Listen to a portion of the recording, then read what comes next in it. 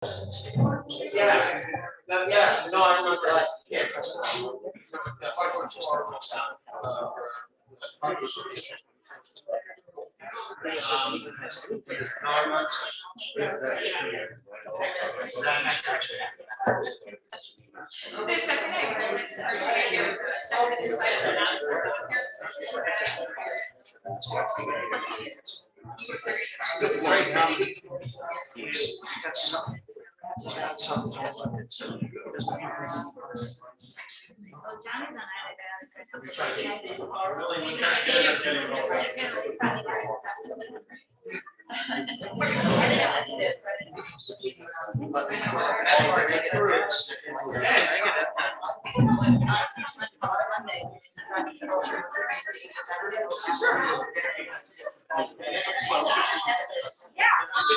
Do you want me to do it, or do you want to come to my office, or do you want me to come to the paper?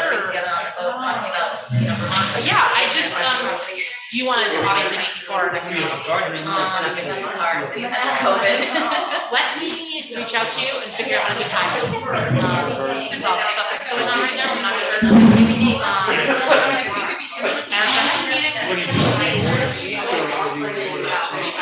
Right, yeah, so we have a budget work session on Monday, I guess, I realized that last night, and then the 18th is the meeting, so, yeah, okay, I'll definitely get in touch. Yeah. And maybe an email, I don't think I have your phone number, but I'll let you know a couple good times that might feel free to come. Yeah, that probably works best. Okay, good. Yeah. I mean, I don't know if that is right.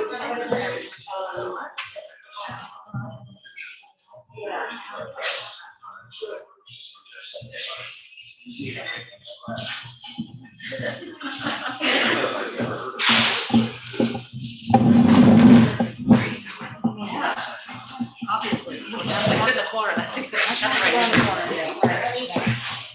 Yeah, the same people last night.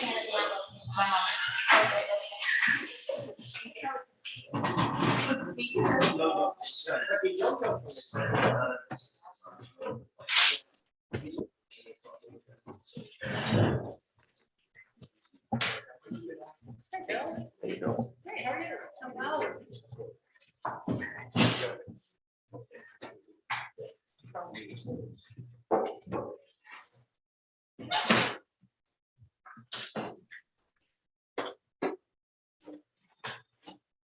So got it there when you walk in there, when it's quiet.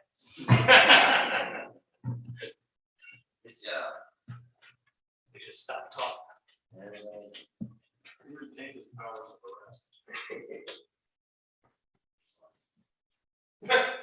I know that for a fact.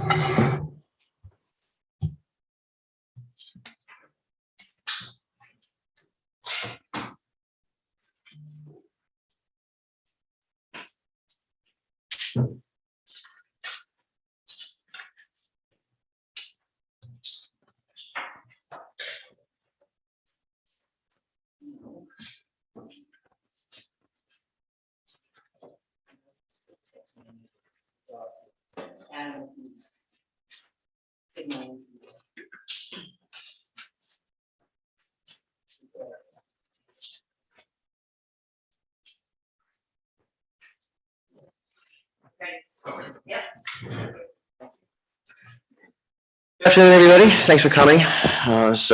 Welcome to the New Shum Town Council Town Manager Work Session agenda for Wednesday, January 5th, 2022. First item on the agenda here is the annual meeting with the Tourism Council.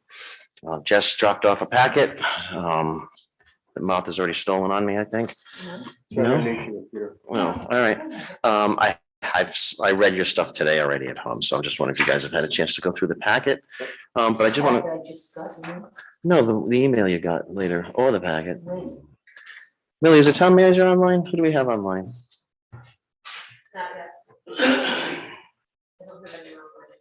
Okay. Okay. Thank you. So the meeting is, we try to meet with you guys once a year. We've tried to schedule this meeting for a couple of months now, and figured it'd be a good time to do it now at the beginning of the year.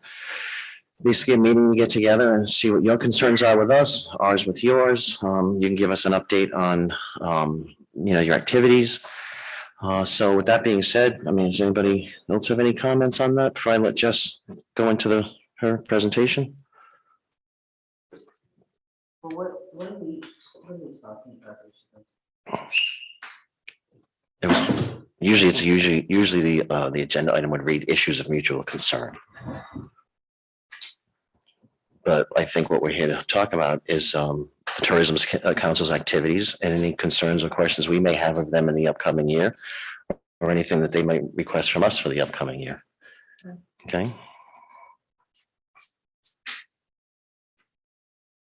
Do you want to? Yeah. Hi. So I just prepared a packet and gave it to you. It has a short memo at the beginning that I just put together today. The rest of the board hasn't seen it or anything. It's just the things that I thought you might be interested in hearing about. We don't have to go into detail on any of them. The reason you didn't get the seasonal review until yesterday afternoon is because I hadn't had a chance to present it to my board until yesterday at 11:15. So as soon as I finished that meeting yesterday at 11:15, I forwarded that to Millie, who was able to put it up on Clerkbase and get it off to you. But I did print up copies and put it in those packets. So you'll find that on the right-hand side. So if you can see on the memo under objectives and goals, I have present projects that I have been championing. Number one is seasonal review, including a report from Tourism Economics, which is hot off the press and was not presented yesterday because I didn't have it. The sustainable tourism initiatives, which you are already all familiar with, the tourism improvement district I wanted to bring back and talk about. I also wanted to update the town council on grants from the state, what's going on with that, and possible growth of the tourism council, project staff, big ideas. I want to talk a little bit about our stewardship messaging and also our board dynamics. And so that's what I put together. I'm happy to not go into any of that you think you don't need to hear or want to hear, or to get in depth on any of those things, or I can just lightly go into them and you can ask me more questions, however you'd like to proceed. Those were just things that I thought personally that would be good for you to hear about. And I will say the seasonal review is something I normally do at my annual meeting, but I chose to wait this year because we never have all the data for the whole season. And so this year, we don't get September hotel taxes till the end of November. So I waited to December to present it this year, but then we didn't have meetings in December. So that's why this is happening now. But you'll see that most of the data in that seasonal review is from May through September. Thank you very much, Jess. Council, have any questions for Jessica Willie?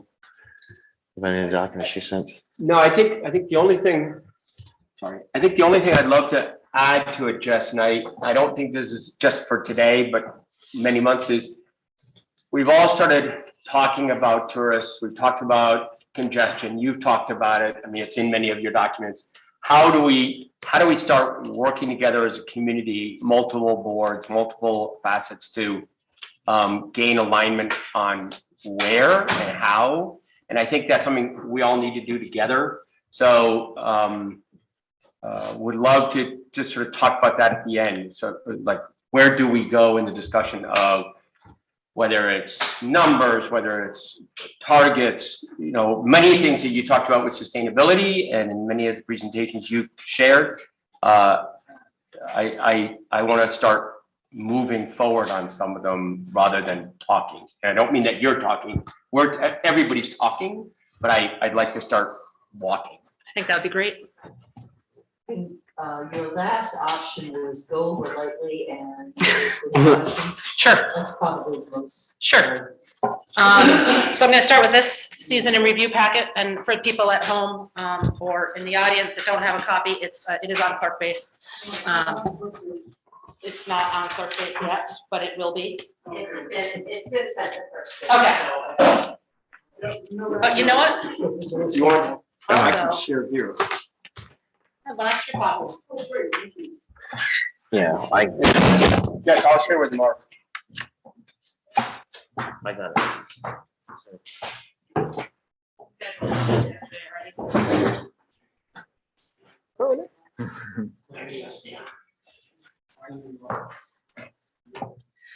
I'll just go through it quickly. I just want to say in the executive summary, this is something I really tried to just collect the data and not make too many observations that are, this is for you to just look at and you make your own observations. So there's not a lot in the executive summary, except for the season was economically better than most planned for predicted. June was remarkably strong. In general, most numbers trended up over 2020 numbers and even over 2019 numbers. Obviously, these numbers don't reflect quality of life trade-offs. Numbers don't necessarily reflect the type of visitor or number of visitors. So, there's a difference between visitation and spending, which I can talk about in the tourism economics report. And then it appears as though visitation was at 2018 and 2019 levels, but spending was up. Harbors had a very busy season. Rental market was strong. Average daily rate for hotels and occupancies was up or was strong in 2021. And the big question is, of course, will it continue? Is this a blip year, or is this, and I've heard Amy Land speak about that as well in some of your meetings. So I won't go through each thing, but there's a report from Power that usage was up June, July, and August, but just slightly, and their sales numbers, they felt like were mostly due to the winter months, all the crews that were here in the winter, but summer sales were about the same. Water sewer, strong shoulder season in terms of usage. July and August were average and lower than 18 and 19. And John Brunig thought that was mostly due to the weather. It was above normal rain, especially on weekends on the 4th of July and VJ weekend. And we had a big tropical storm in August. So he pointed specifically to the tropical storm in August affecting flows noticeably for 3 days. Weddings, you can see, dropped off considerably after 2017, but have climbed back up to almost 100 in 2021. If you look at that, you'll see it doesn't reflect the number of people at each wedding. So that could be 93 weddings of one person each, or I guess 2 it would have to be, or 150 people. The weddings in 2020 were probably considerably smaller because there were rules around how many people you could have.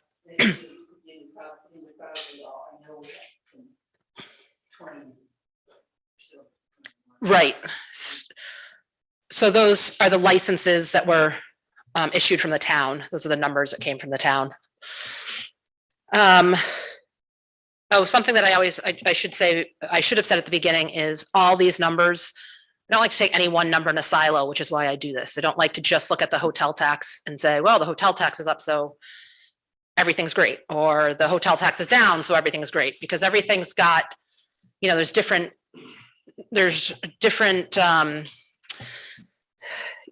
within each thing, there's different variables to think about. So you sort of have to look at all of them together and draw your own conclusions. So you can see that, and that's a good example of on the next page there, which was mooring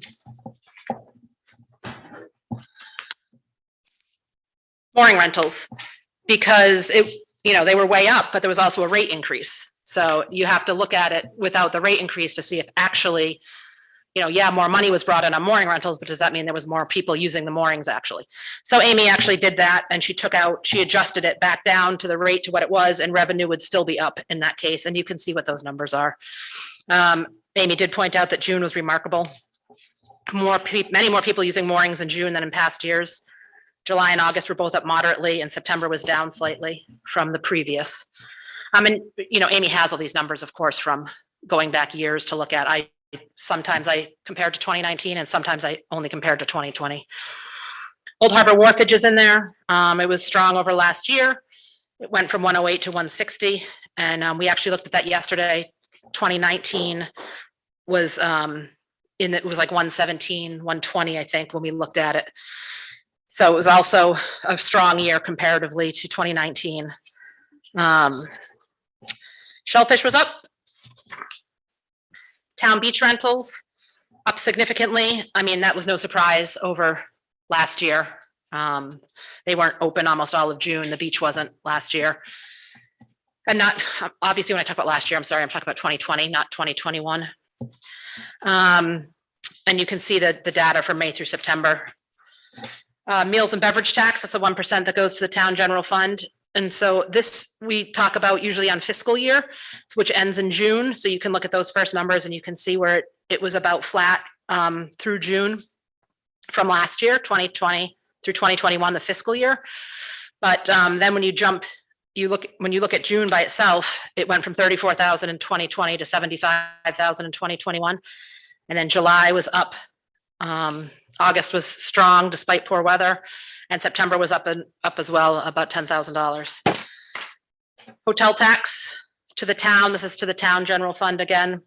You can see the first bullet is the fiscal year. June came in, sorry, it came up significantly, 285 versus 392,000 year over year for the fiscal year. And then again, June, and I know again, Amy was in here talking to you. I was at the meeting when she was talking about the June numbers and saying they were, it was weird how high they were. But then they came in July and August almost as strong. And we realized it probably was a reflection of hotel rates and occupancy being high. People didn't have to discount their rooms in June like they used to, and they had full occupancy. On a normal year, midweek in June, you're trying to sell your room, so you might discount them to $100 from $300, or example. And this year that wasn't having to happen, and they were still full. So high occupancy rate, good revenue. Yeah. Do you do any tracking with hotel room rates? I don't. No. I think they also went up significantly. So yeah. Not only with the discounting gone, but I know some of them went up 20-30%. So, and they were full. Right. Yep. And there's different things in there too. So some hotels added air conditioning, and so their rates ended up going up, or things like that happened as well. And we're yeah. Yep. And I think that's why that hotel tax came in so strong. We sort of broke it down and looked at it, and we averaged out 600 hotel rooms and did an average daily rate of $450. That was sort of a educated guess on my part, but that if you do the math on that, it comes back to right around the money that was coming in. So.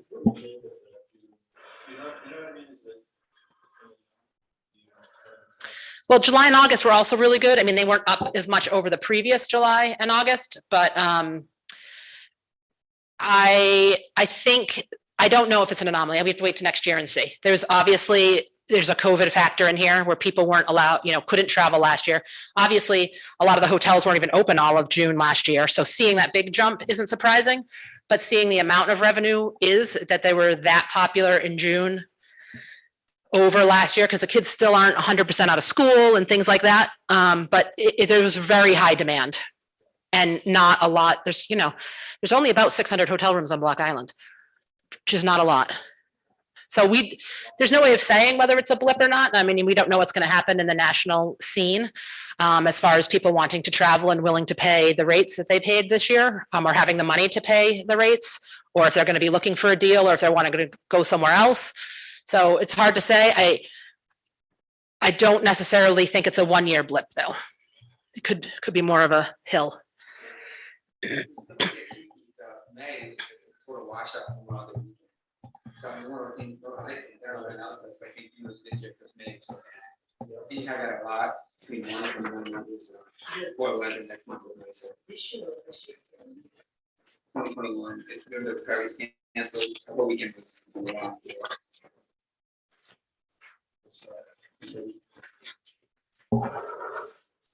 AirDNA is a program that it's a computer program that uses Airbnb and VRBO listings to extract data. It sort of uses it on the back end, and it helps you there is not a tracking process for those houses. So this is a program that does that we are able to buy into. And so I pulled some data from that, which you can look at. Demand and revenue were strong. There was more availability in 2021 than in 2020, but still less than in 2019. You can see the revenue coming in there on. Well, it will from the hotel booking platforms, I'm sorry, from the booking platforms like Airbnb and VRBO. Well, it won't really. Eventually it will. Eventually it will. But there, so many houses on Block Island don't use Airbnb or VRBO. They use realtors. So it's a question I have, if those houses are going to have to register. If they do, then we'll have more information just about how many houses are rented. You can see the airport data from RIAC. This is just commercial and general aviation, but it rebounded nicely. 2020 was a tough year for the airport, and it was coming back. And obviously these are the numbers for arrivals. They don't do departures as well because they assume pretty much everybody who's coming in is also leaving. This year I asked the medical center for some data, just very, very basic. It's total number of visits to the medical center from May 1st through September 1st. No, I didn't ask for any other data besides that. So you can extrapolate what you want from it, but 2019, there were 3,620 visits through that time period. 2020, there was 3,526, and 2021, there was 3,543. I did get a little bit of anecdotal data from the ferry. You can see that they said with COVID restrictions and capabilities easing back to normal, ridership appears to have increased from 2020, but not to the levels of 18 and 19, particularly in mid-July and August.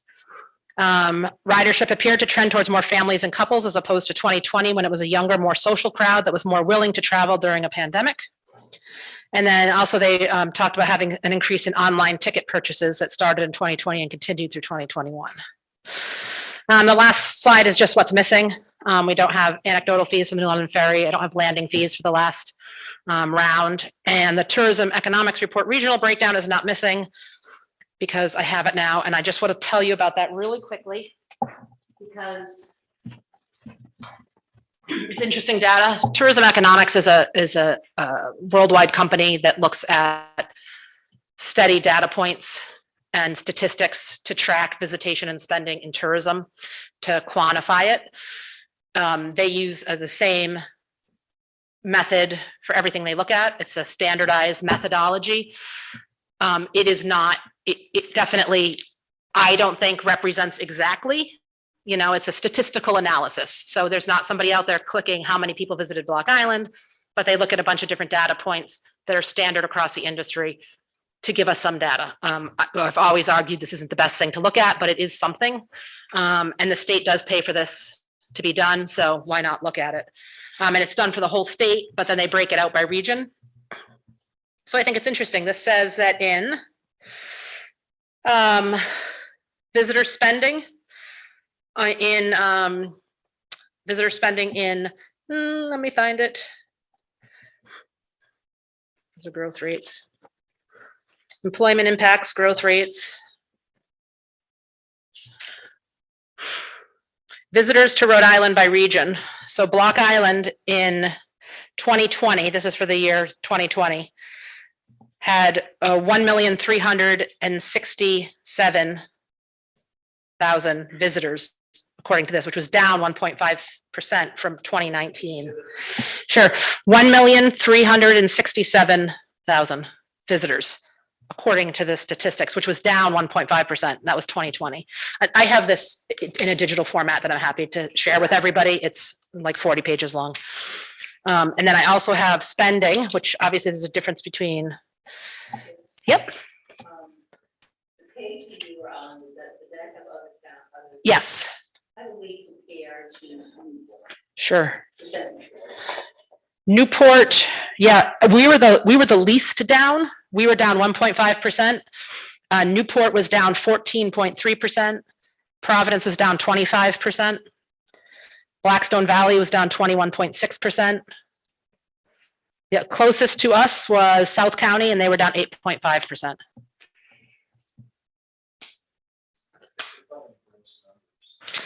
The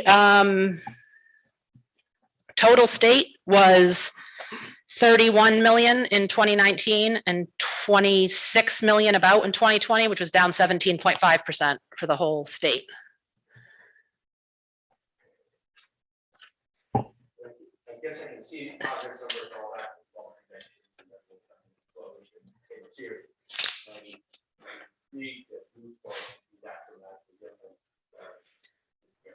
Yeah, they lost all their cruise ships. They lost all their big events. They lost the big bus tours. They lost all their mansions. They lost all their, all their big events, all their Jazz Fest and Folk Fest and all that stuff. And their cruise ship business is huge there, and they lost all that too. So, visitor spending. Lose, and I'm just thinking out loud. Was there anything last summer that we actually lost in the end? Did it pretty much everything went on? In June, we did some things in June, but I think mostly off the top I think there was some, our events are sort of smaller, so did we have the triathlon and all the runs, the half marathon and the shad, all those are like the things that we have, right? So we still did the glass float project that still brought people out. We still, we did have some things, but we still have the farmer's market, but we don't have any huge events that bring hundreds of people that the town doesn't. There's individual businesses that have big events.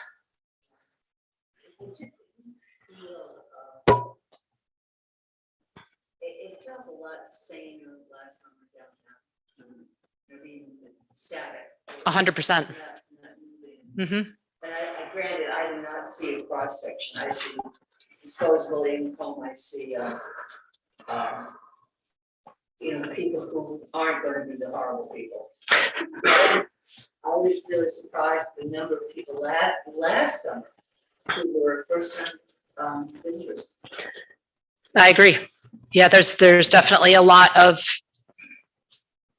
interest for new, what a lot of what happened last year we saw, I think, again, this is just, maybe you talk to somebody or there's not a lot of quantifiable data out there, is that a lot of people who maybe used to go to, they might maybe go overseas for their big summer vacation, or they would go out to the Hamptons or something like that, ended up coming to Block Island because they couldn't go overseas. They didn't want to travel that far. They didn't want to get on a plane, but they didn't mind driving to a destination, something like that. So there's some of that for first time people, but it was also hard. There's a lot more people that wanted to come that couldn't come. Mark sort of said, we don't have as much international traffic as we. Definitely not. For the state of Rhode Island, the Newport has the market on the international traveler, for sure. I just wanted to mention visitor spending in Rhode Island. Block Island, $182 million spent on Block Island by visitors in 2020, compared to 189 in 2019, according to this. So I'll be happy to, and it gives their methodology and it explains how they do what they do and why they do it in there as well. Thank you, Jess.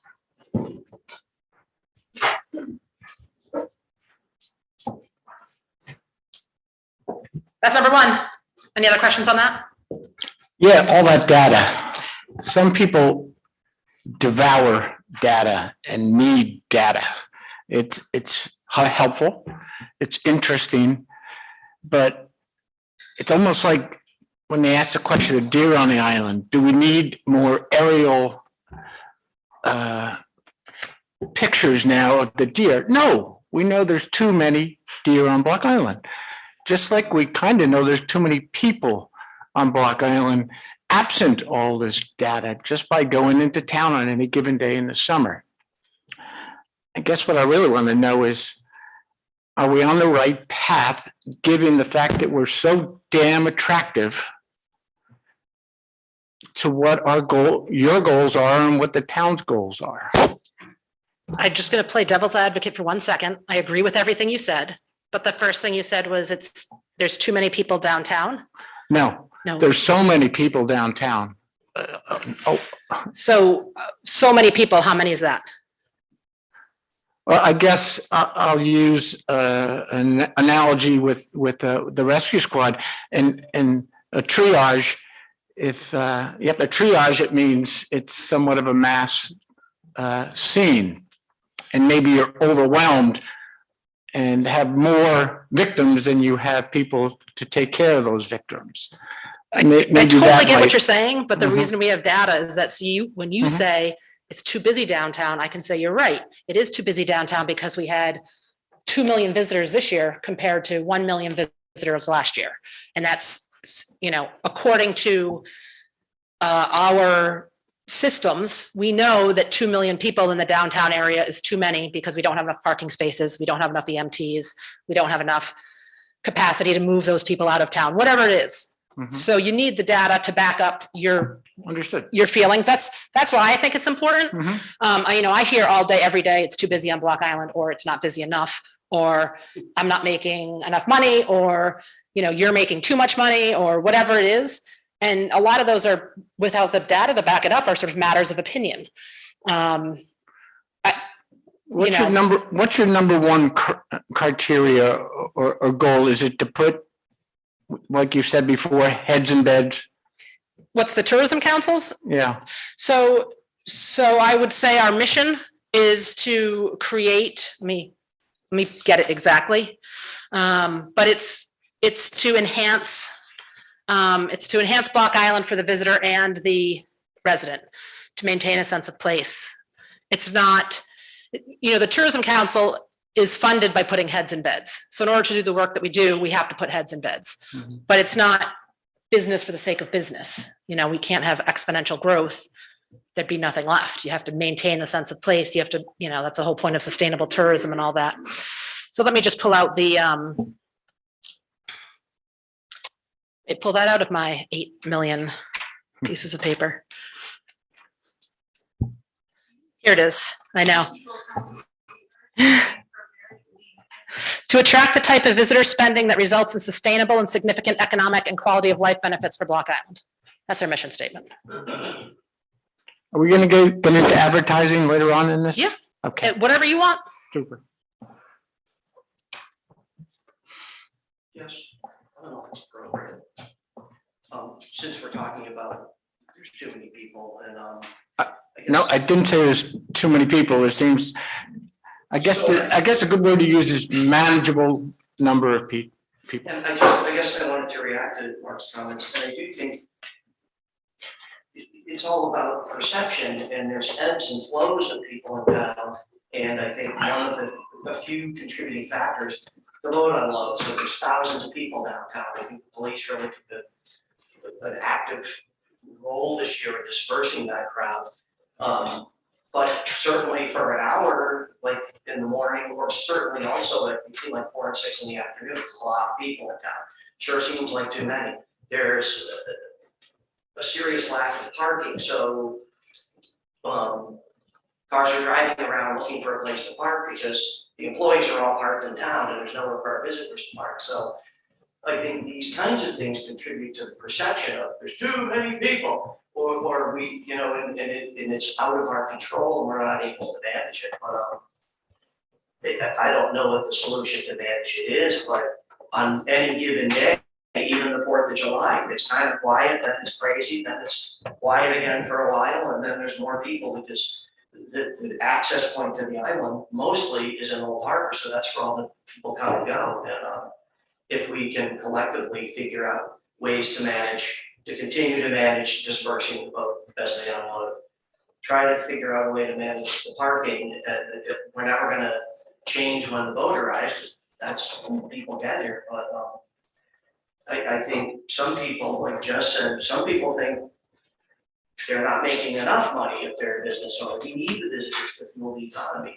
I guess we're looking for a balance of, a quality of life, but I think I do talk to people all the time, and I hear, I don't even go to town because it's too busy and there's too many people in the summer months. But I think if we can find a way to maybe streamline and manage the crowds and when they come and where they park and where they're walking, it could certainly help alleviate some of that perception that there are too many people, because we don't get to decide who comes and who doesn't. Like if the boats can have X amount of people and that many people want to get on, that's how many people are coming. So we have to figure out a way to welcome them and make sure they have a good experience, but also make sure that we all do at the Yeah. same time. I don't know Yeah. if that makes sense. John, thanks for highlighting quality of life, because I think that's an important component of this. But if I could, I always say this in the meeting, Gotta say. gotta say with my microphone, I'm sorry. But I've been stationary downtown for about 20 some years now, and some people are. And I think you get a very, very different view of what happens downtown if you're there. If you're not moving through it, if you're not trying to come to the post office when the boat gets in, which I know I always cite as, don't come to the post office when the boat comes in. It's just make yourself crazy, and the rest of us as well. But it does have ebbs and flows. And I know that there are days when, there are these great big traffic jams. I go out and I take a picture of this great big traffic jam, and I look at it and there aren't very many cars in it. It doesn't take a whole lot of cars, but it also disperses very quickly, which I think is what you said, John, ebbs and flows. And I do think it was managed better this summer. And there are going to be times, but I think an awful lot of people who come here look at the traffic and go, what are you talking about? That's kind of, and I've had this conversation. I live on Mansion Road, as I think most of you know, and I've had this conversation with one of my neighbors. He said, 95% of the people are people who just want to go to the beach. They want to have a good time. They want to be on vacation. It's the 5% that just are annoying as heck and think it's a 2-lane road. And the worst offender I had was driving a car from all places, Vermont, which still boggles my mind. New Jersey was behaving better that day. And it's, we do live in a resort town, and I think there's some things you just have to have as a given. And it's not going to be, this little bucolic place that I want it to be all the time. It's not going to happen. You can't. You also don't want to obviously overrun. Nobody wants a summer like the summer before last. And hopefully that will never happen again.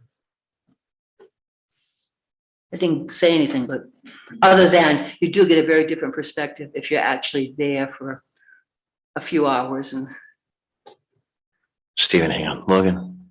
Hi. Go ahead, Logan. We all have different perspectives, different feelings, different opinions. We all might want changes based upon that. So you asked what's all this attempt at collecting data? We don't have a perfect metric. We don't have an answer for it. But no matter where you feel about, are we too busy? Are we not busy enough? Are we just right? No one's going to get any of the changes they want, whether it's maybe more police helping direct traffic in town, more support for the rescue squad. No one's going to get any changes without some sort of reliable data. So that's why you see us struggling to come up with some sort of metric. Right now it's more like a rubric of how to measure this stuff, which is why we're really grateful you guys wanted to explore the sustainable tourism study. We may not know exactly what they're going to be measuring or what it's going to mean to us, but I feel like that's what we're trying to do right now. We don't have the perfect answer to it, but when we're putting out all those numbers, it's what we're trying to come to terms with, because again, no matter what your opinion is about the state of tourism on Long Island, nobody is going to get measurable changes, meaning legislation, spending, or infrastructure without some type of data. So we do appreciate you guys trying to grapple with this question with us, and that's where we're at right now, what we're trying to do. I'm not the least bit anti-data. In fact, when that proposal came before us to do that study for the upcoming year, you couldn't see it, but I had a smile on underneath my mask from ear to ear. I'm really anticipating that study, the completion of it. What I'm saying is we have such a captive audience on Block Island. I don't even have to knock wood. It's understandable. We've seen it for so long And we all know there's ebbs and flows. I'll say it, I'm probably the most qualified at this table to speak on this during the summer because there's others who are stationary, like Martha said. There's others on council who are somewhat remote. I am right in the thick of it and have been for decades. So I see so many aspects in the pulse of this island, whether it's mobile in the taxi, whether it's at the harbors talking to as many people who get off their boats. I ask them more questions than they ask me. I want to know their likes and, more importantly, their dislikes. I take the person on a tour and they tell me where they're from, why they came here. Did you throw a dart on the wall at a map and pick this place? And they leave saying, I can't wait to get back.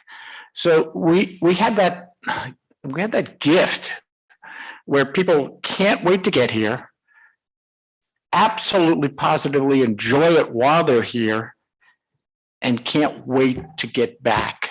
Now we just have to manage that gift properly, I think. Thank you, Mark. Thank you, Logan. Stephen, go ahead. Thank you. Mark, you mentioned quality of life, right? Like, that term sounds good, but it's not really effective. So, if we get more specific about quality of life, what we want to improve, like traffic, for example, trash on the beach, I think that's more effective. And you guys come up with things that you think that affect the quality of life specifically, you should bring them to our board or let us know. And I don't Oh, think understood. the board, but we could definitely put some capital toward that to alleviate the pressures that forest brings. So you can get more specific. Thanks, Stephen. Chris Waffle? Oh, wait. Chris Waffle, go ahead. I was just gonna say, with Steve, I sat through many of these, and it really is like Groundhog Day. Mike? I'm sorry. I'm sorry. Yeah. I have to ask y'all to use the mic, just for the YouTube feed. I forgot all about that until soft-spoken Logan started speaking and I'm like, oh God. All right. So if you want to speak, please use the mic. Much appreciated for the audience at home. Chris Warfel. I was going to kind of reiterate what Stephen Philippi had just said. I've sat through a lot of these meetings and listening today, it is kind of like Groundhog Day where everyone talks about nebulous things or vague, undefined things and wringing of hands, I'll say somewhat, and still no offering of a plan for kind of winnowing out so we can decide what our problems really are, what needs to be addressed. This sustainability survey or work that's being done, I had not heard of before. To me, that is something that we're doing that can give us some decision points. But I would just encourage anyone that wants to talk about things in a very vague term, try to offer some type of course of action to kind of make it less vague. So next year when we're here, we don't hear the same things over and over. Thank you. That's fair. So a perfect segue, I think.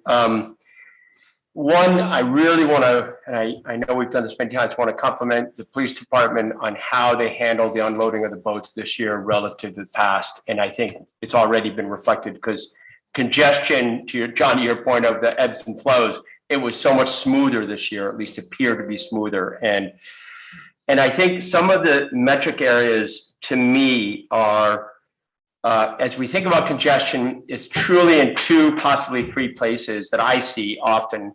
One is Old Harbor. We talked about that for a second. The other is in Four Corners or right down by the bagel shop.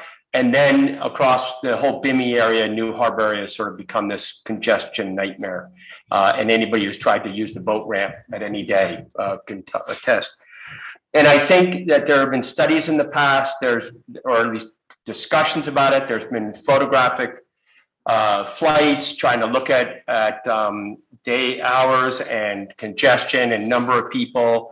There's been a number of pieces thinking about congestion. And I think we, and I do say we, both count, actually the island really needs to take congestion in those, at least I think, three areas seriously.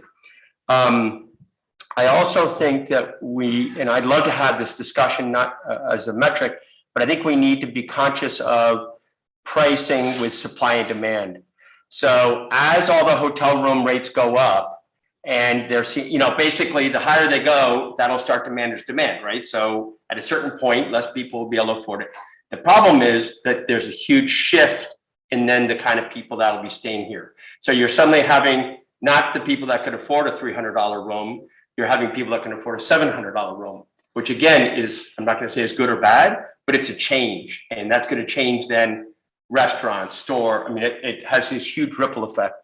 And I'd love to really talk about how we manage that. And I think, Jess and I have talked about this number. I happen to be a pretty good data wonk. I think that the sustainable study is critical. And I think we need to even do more studies because congestion is going to be number one. Parking's the obvious, John, you mentioned it, but the obvious issue, whether it's right now across from Three Sisters in that whole area, or, I mean, it's just all over the place.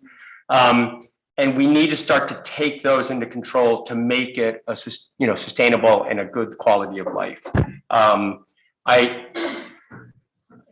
So I think we need to, together as boards, focus on 3 or 4 areas and work with the police, work with the rescue, really try and tackle these things. And my personal feeling is I don't know that it's about attracting more people to Block Island right now. I think it's about how do we manage situations when they are here.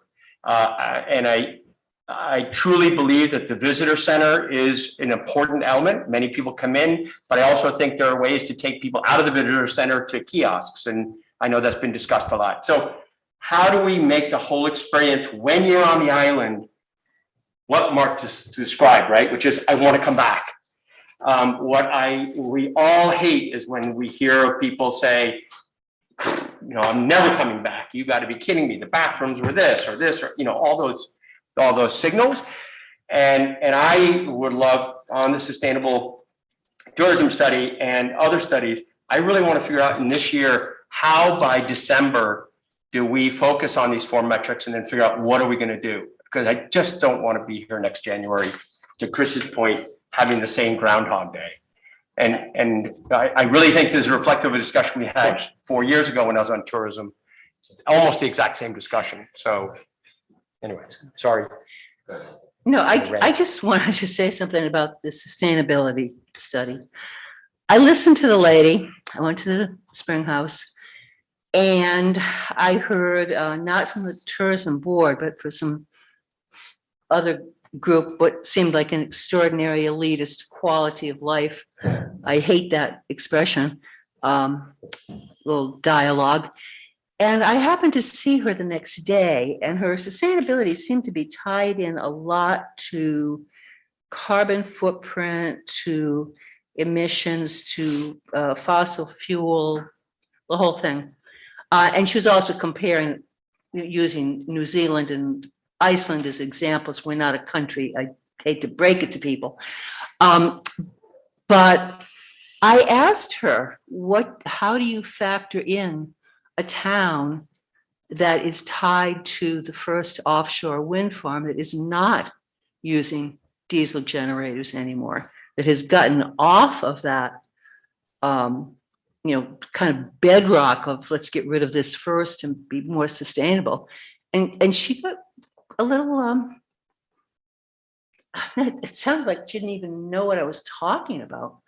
So I don't know what kind of conversations were had, or she just didn't want to be confronted or have to answer a question, but it was a little bizarre.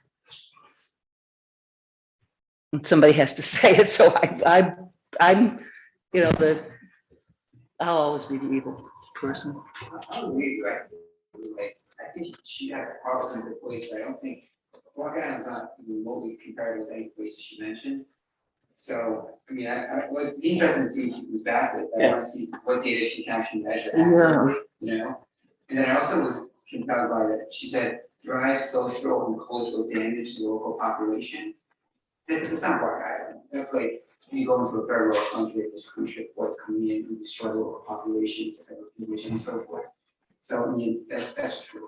So it's interesting how she trying to tie that in. I don't think there's any damage to the local population that she's kind of used to her previous studies. Well, I'll argue with that. I do think this, but I'm in a whole different place on this.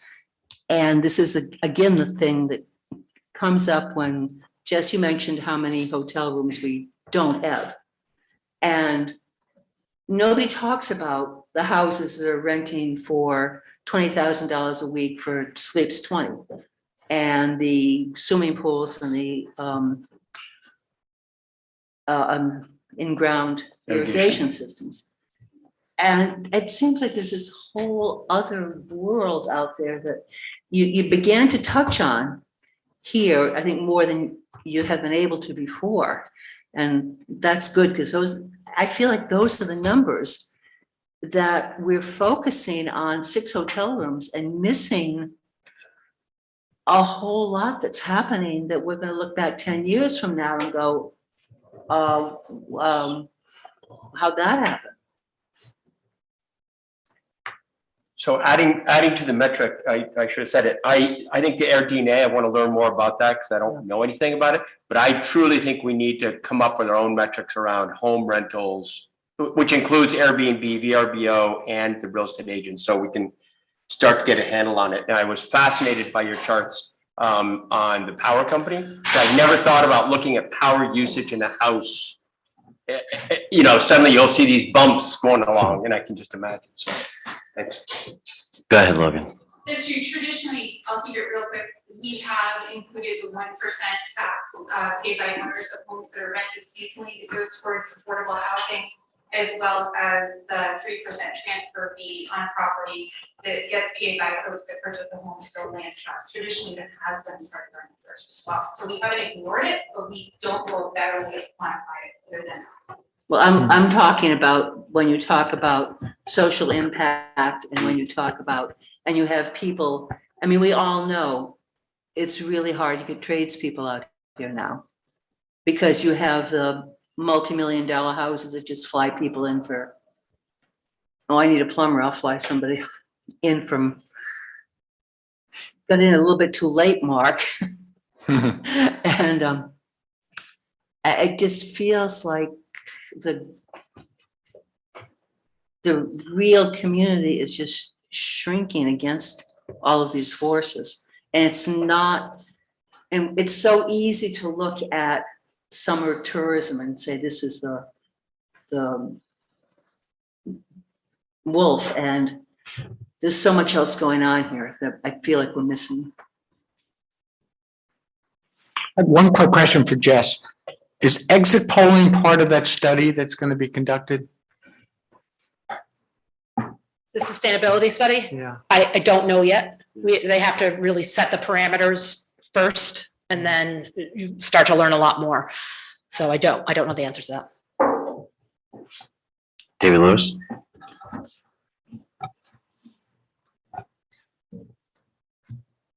As I listened to Martha speak, and anybody that's used the word in today's meeting, the word sustainability, and the study that the group that's coming from Cornell is going to work on all that.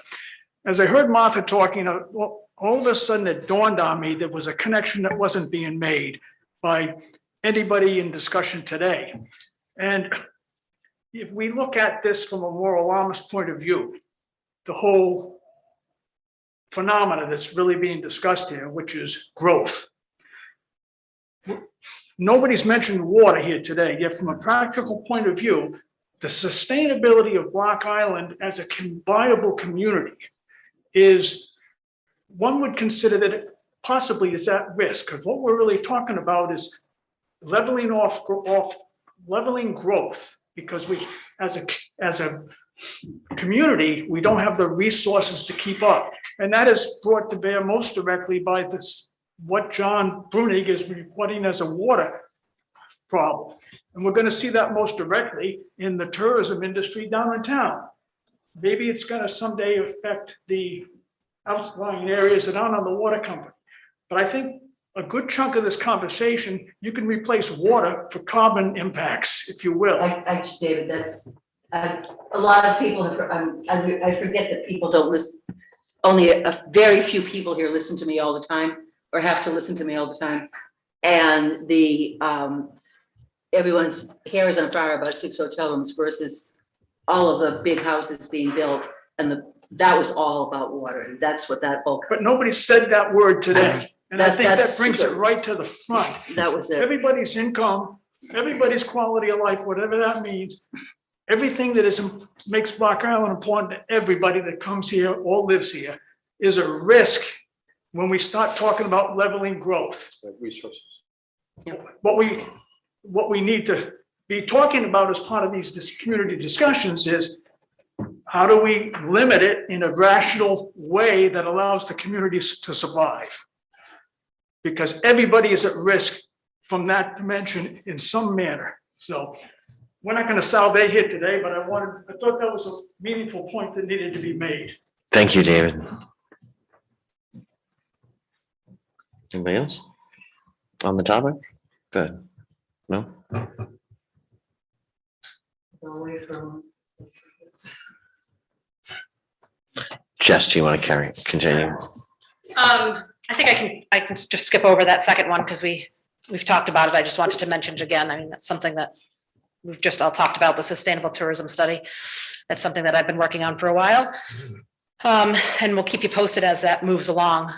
They're trying to get everything together at Harvard right now and keep you posted as it moves along and it starts to frame out, and I'm sure you'll all be contacted. The third thing is the Tourism Improvement District. This goes back about 6 months to June. I had brought this before the town council, and you'd had a lot of questions about it, and I answered those questions in an email. And then I asked to get back on an agenda, and it never happened. And then I had a advisor from the company come out, that's sort of the expert on this, and she had a symposium to explain how it works. And I think Sven made it to part of that. I know Keith tried to be there, but we had the dates wrong. And we had just only one person from the community show up. And then the town manager was there for a part of it as well. So there was a big presentation on what exactly this is and answered a lot of questions. I put all the information back in your packet. I'll just summarize shortly. Again, there's frequently asked questions in there and whatnot, but a tourism improvement district is something that I think is worth Block Island exploring. The first step in that is to get legislation passed that allows that kind of district to happen. Right now, there's a law preventing that from happening on Block Island. It is allowed, that type of district is allowed, sort of business improvement district type thing is allowed in Providence and East Providence only, and Newport. So we need, the first thing we need is legislation to even begin exploring this. And so I've talked to legislators, I've been talking to them about the best way to do that. And they've both said, well, and I think, is Sosnowski still our senator? I don't even know if that's been changed yet, but Senator Sosnowski and Representative Filippi were both interested in pursuing this and agreed to put the bill in as long as there was a Resolution. there's a resolution of support from the town council. So a sample resolution is also in your packet. And the other thing there is obviously sessions has opened back up now. So things will have to get in the next few months if you want them to be considered. But the Providence is also going for this. But like I said, they already have the ability to do it, but the way it's written is very limiting. So they're actually trying to get legislation passed for it. South County is probably getting a bill in as well. So the legislators will be familiar with it during the session, what a tourism improvement district is, and probably will have a better chance of, of passage in this session. But if it's not something that town council wants to pursue, the tourism council probably will not pursue it, but I think it's a really great opportunity. That's my opinion. From seeing this around the country and how it's worked in a lot of resort towns, and how it's been able to help, especially with stewardship in those towns, that it helps offset the high impact of tourism on those areas when it's especially seasonal. So like ski resort towns and things like that, I've seen us at work, and it's impressive. So that information's in there, and I know I'd love to have a more, a longer conversation, either one-on-one or come back to a town council meeting to talk about it more, but I'd love to move it forward as well, so.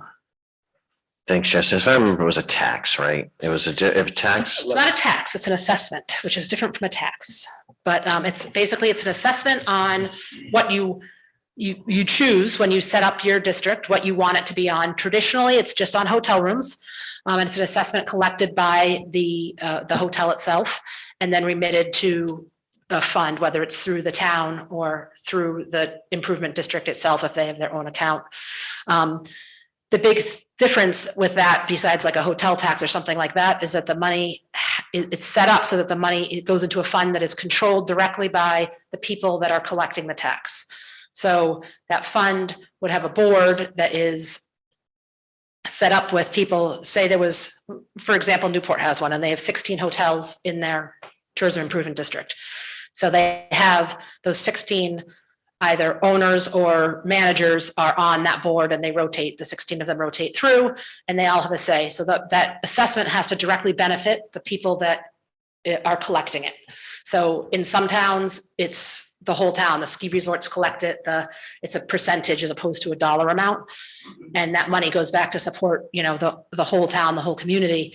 On some places, like again in Newport, what they did is they had those 16 hotels, and what they really wanted to do with that money for their first project when it started to get off the ground is they wanted to do a map of Newport, because there wasn't one that they thought was great, and it was a wayfinding map, and it had, their hotels were more prominent on the map, but of course it showed everything in Newport because people don't come to Newport just for that, the Marriott or whatever.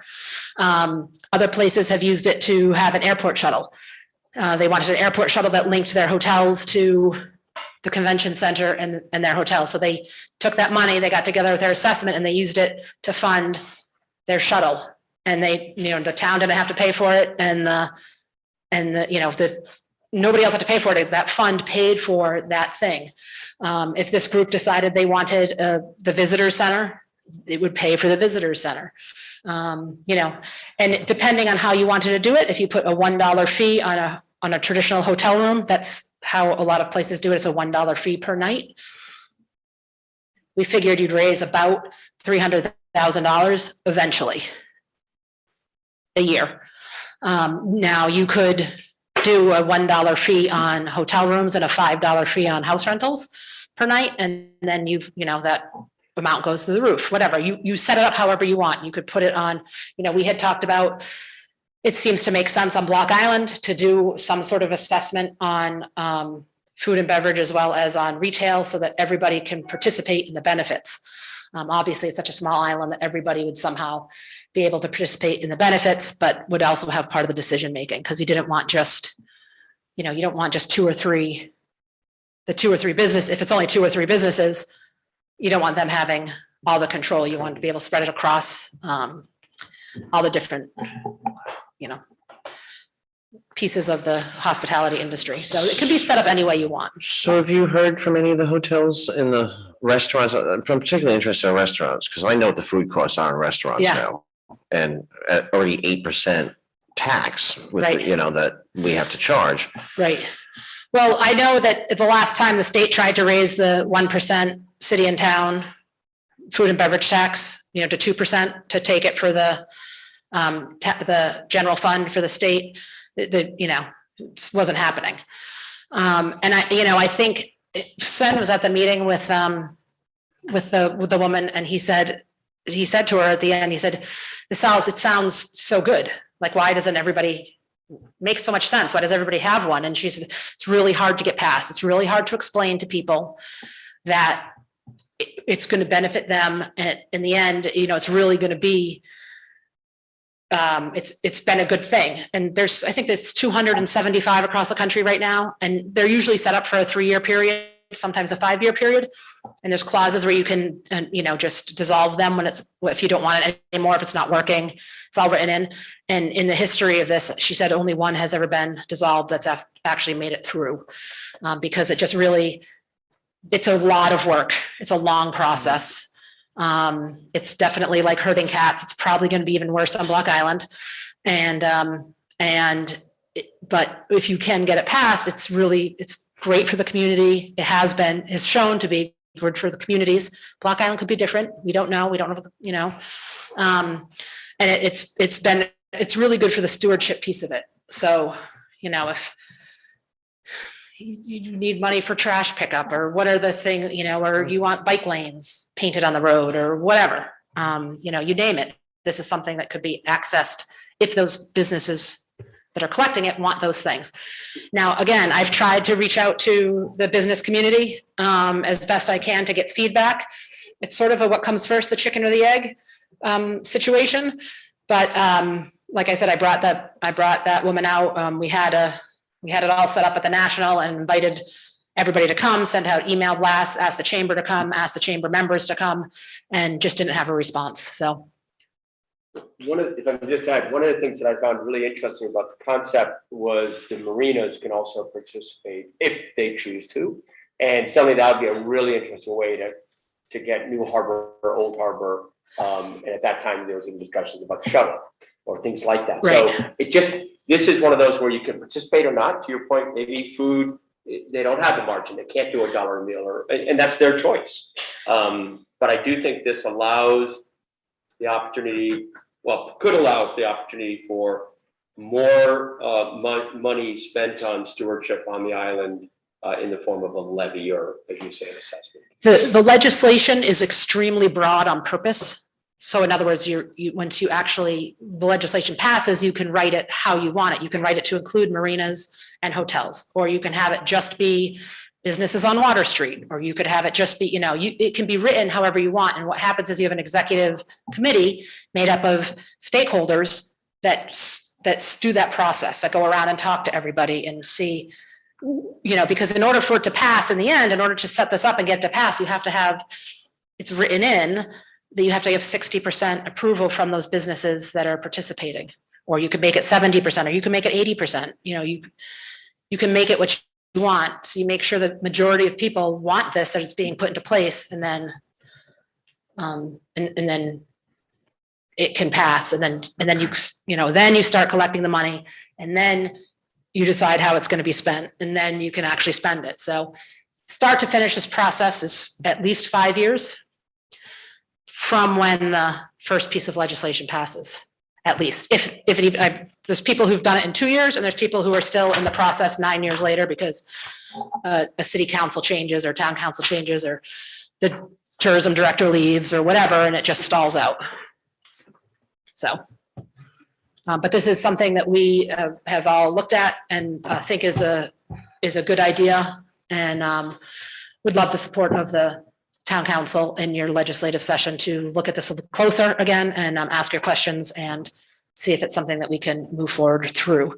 And also to the point is, if it does pass legislation, it doesn't have to be set up. We could just say there's no consensus after the fact. And Martha had said this before. She said, let's not create useless legislation that we're not going to use, basically. Let's go through the process, set it up, and then let's not even use it. Let's make sure there's support for it first. So that's sort of where I was coming with the chicken or the egg.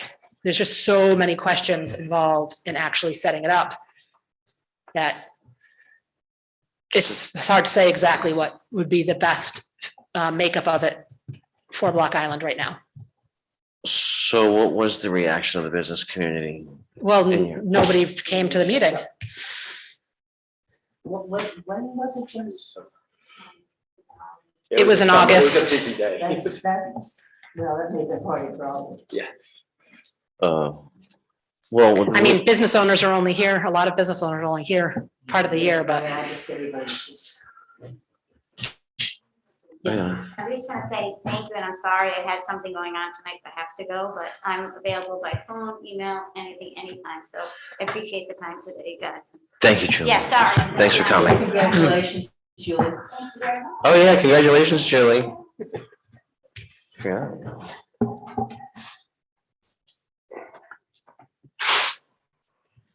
I will say that the board is made up of 7 business community members, whether they're owners or managers of some major properties on the island, and they were all, in favor of pushing this forward. This isn't, this didn't come out of anywhere.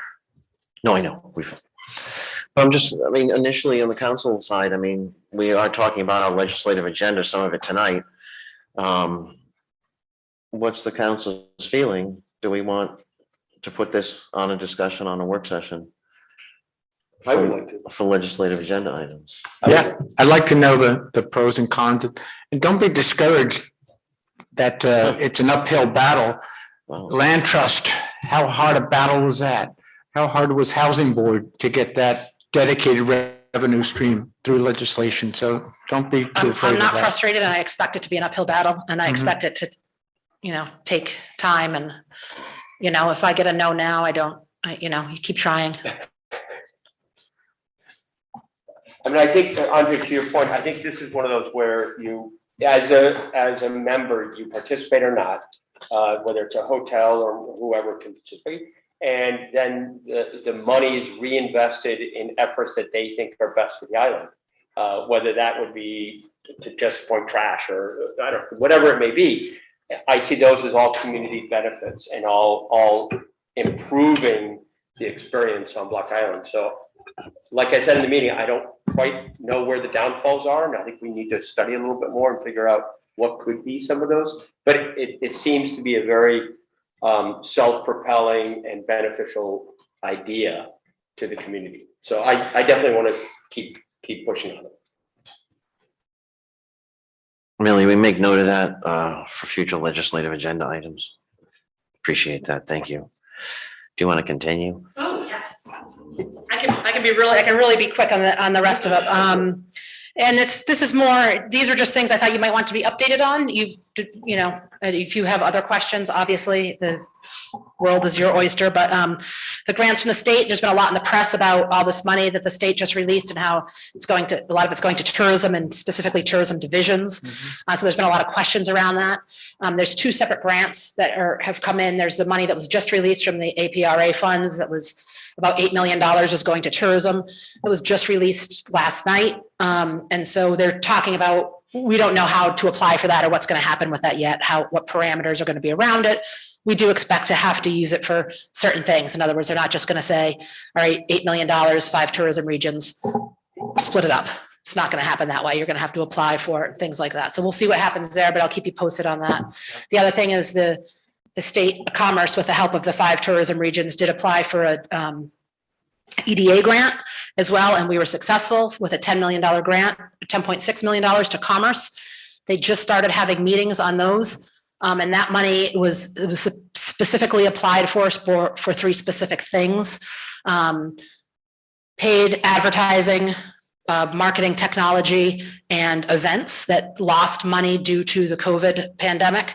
So those are things that, as that money again gets released, there may be funds there that we can apply for, cities and towns, and possibly the Tourism Council. I think there's probably going to be parameters around it where, depending on how much money you lost, that you can, apply for those funds. So I don't even know if we're going to apply or be able to, be available for any of them. But there is money out there. I've got my eye on it. I'm keeping my eye on it. I'm, in contact with Rhode Island Hospitality Association and their lobbyist, and try to keep up to date at the State House and at the state level on what's going on there.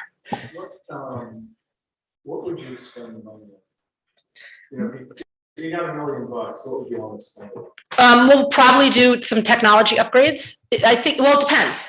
With no parameters, here's $1 million. What would I want to spend it on? I would. No, you're bored. Then you're bored. Not you. Yeah, no, exactly. I would think that it would probably go into some sort of fund and do, this help the town with things like, the trash and the visitor center and, things like that. We don't need, in my opinion, right now, we don't need more, paid advertising that's, driving more people, we need more educational and stewardship messaging to help people understand what Block Island's all about and how we, want to be treated. The other thing I would probably want to put it towards is some sort of event, some sort of events that, help drive tourism on the off season and things like that. So we don't have any sort of, while the Tourism Council does do that, sort of leads to the next thing, possible growth of the Tourism Council. We have our bike tour. You'll see we've got the walking tour. We've got the glass flow project, and we've got some signs in town, but we don't have any big projects that we do. We don't do a restaurant week or anything like that because we just don't have the staff to do an actual event. But there's a lot of opportunities out there for that. I'm gonna go, yeah. Yeah. Oh. I'm sorry, what did you say? He could use help with the Pride events. It's $1 million, we give the Pride events. Thank you, Austin. I would just roll right into possible growth of the Tourism Council, as we've mentioned, the last, the Tourism Council is funded by the hotel tax, a portion of the hotel tax, which has just been a much larger number than we anticipated over the last year and a half. So our funds have grown, and we're in a good financial position right now, much better than we've been in a long time. And so the Tourism Council, although we think this may be a blip, we don't know. We're looking at sort of bigger projects and sort of some major changes on the horizon, possibly. So we've been having brainstorming sessions and kicking around ideas. We're talking about growing the staff. We're talking about our office. We're talking about, big projects that are, some of the things I just talked about. Maybe it's wayfinding or signs, or maybe it's bike lanes, or I don't even know. There's brainstorming sessions. We have this money. It doesn't right now need to be used on traditional advertising spend. So let's find good ways to put it to use to help the town, to help everybody. One idea we threw around yesterday in our meeting was sort of a joke, but not really, is a possibility of, and I know you guys are talking about housing next, is some sort of partnership. Like, what if we got together and bought the Finns building, and there's housing upstairs, and then we'd have office space and retail, and you put a gym downstairs and something like that. I mean, these are like really big brainstorming ideas. There's no bad ideas. We were throwing things out there. So if there's ways to work with the town on major projects that are, flushed out and show a return on investment, that's something that we want to do, and we're interested in moving forward with some of these big ideas. The other problem we have with things like that, big events, new programming, is again staffing. It's an office of one person, so I'm trying to post agendas and do the budget and think of good ideas and place the marketing and deal with everything. So we just can't do it all. So If I could, the one big idea that was discussed a lot earlier, and I just love to add to the list, is a really good, to Logan's comment, really good database study. And while the sustainability study may help a lot, I don't know that it's going to be as targeted as we want to be and specific. And I'm go back to what Logan said. The data is so critical if we're going to change anything upstate, or we're going to try and really drive for real change. And if there's ways to do that, and even hire a company to do it because of staffing, boy, that would pay dividends down the road. I would love to help with that. I think that's a great idea.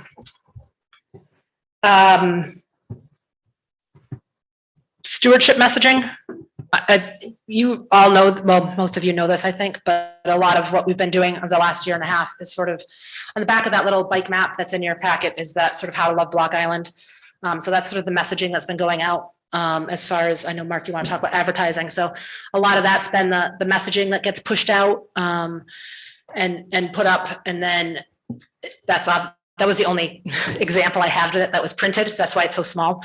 But we do have the walking tour, and we have the, a magazine and things like that. But we also do, our advertising is very, right now is hashtag based with Block Island Zen, Block Island Family, Block Island Romance, and then it shows pictures of those types of things. you weren't at our annual meeting, I don't think, but No. those of you that were saw a lot of examples of it. So we are doing a lot of stewardship messaging and we're building on that as well. Starting to build that up a little bit more. We sort of have a 2-track of advertising right now. You mentioned this. Have these been printed for the upcoming summer already? No. There's nothing in here about safety. But yeah, I know. I knew you were going to say that too. Yeah.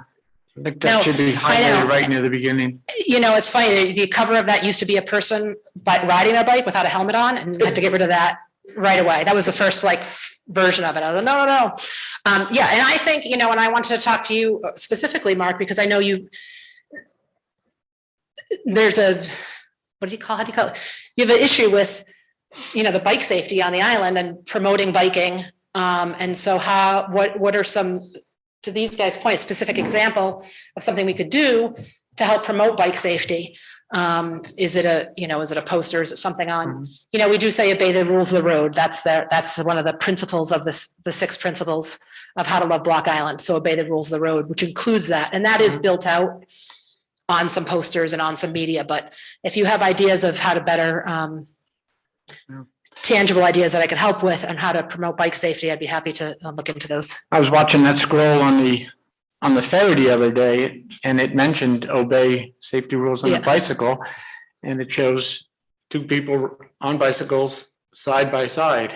But they have helmets on and shoes. Right, and the real thing that should be emphasizing is single Says- file and stuff yeah. like that. So all these little things just to help is helpful, because if you get this money you're talking about, this 300,000 you might have been estimated or something like that. That's incredible to me, because the housing board only gets some 1/3 of that as a dedicated revenue stream every single year. Mhm. So that's a big. That's a big number. It could be used on this education and the such. And that's why I think asking these people who are doing this study to include an exit poll, so you can see just what people like and dislike, and maybe use that to determine how you want to spend your money. Great. Because I'm constantly asking people that in my taxi, or they'll tell me, why don't you have a bike path on this island? What is taking so long? And I say, well, that's a darn good question. Please write that to a letter to the editor or to the town council, please. Thanks, Mark. Does anybody else have any comments for Jess on the topic of stewardship? Oh, it was refreshing to hear that you've taken a little bit of a redirection on advertising, or at least high season advertising. That's refreshing. Yeah, that's been going on for about 3 years now. It changes with the needs of the island, visitation cyclical. And, about 4 years ago, I mean, people were crying, the sky is falling, I'm going out of business. I can't, so it's a give and take. It's a tightrope to walk, I think. But right now where we're at, especially these last 3-4 years, and it's not unique to Block Island. It's it's more of a messaging of stewardship, and not for us, for the Tourism Council. Obviously, individual businesses do their own advertising and their own what they want to do, but this is the message that the Tourism Council puts out. It's sort of a 2-track. And then the last thing I wanted to talk about is board dynamics. It's no secret that our board is a little broken right now, and we're having some issues and I know you're going to be appointing as well. So that's why I'm bringing this to your attention. And I think they can obviously talk about it more as a board, but as the director of the Tourism Council has to set the meetings and have people in the room participating. It's been difficult for me to sometimes even get a quorum for that reason. And sometimes just, it's a very stressful situation right now, the board dynamic. So I just wanted to mention that to you all. I know you're interested in that and have, been talking about that as well. So if I can answer any questions, or if the board can answer any questions on anything I've said today, I'd be happy to do that. And I'd love to do this more than once a year. So, and I'm always happy to come to a town council meeting and report individually on any, one thing. Always happy to be here. I'm here year round, full time, as you know, and can make any time work, almost anytime work, not nights of piano recitals. That's my one caveat. Thank you. Thank you. Just hold on one second. I was just taking notes while you were speaking and can you clarify, and I may have heard wrong, numbers were up for last August, visitors wise, but spending, I thought you said was lower than last August. It depends on which, what are we? It was in the packet. It was in the. Yeah, but which, for food and beverage, for hotels? I don't know. for- That's why that's the clarification I was looking for. Gotcha.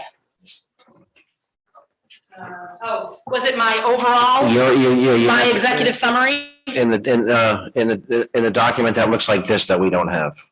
The blocking season, the one you said that came from the state, you had a different.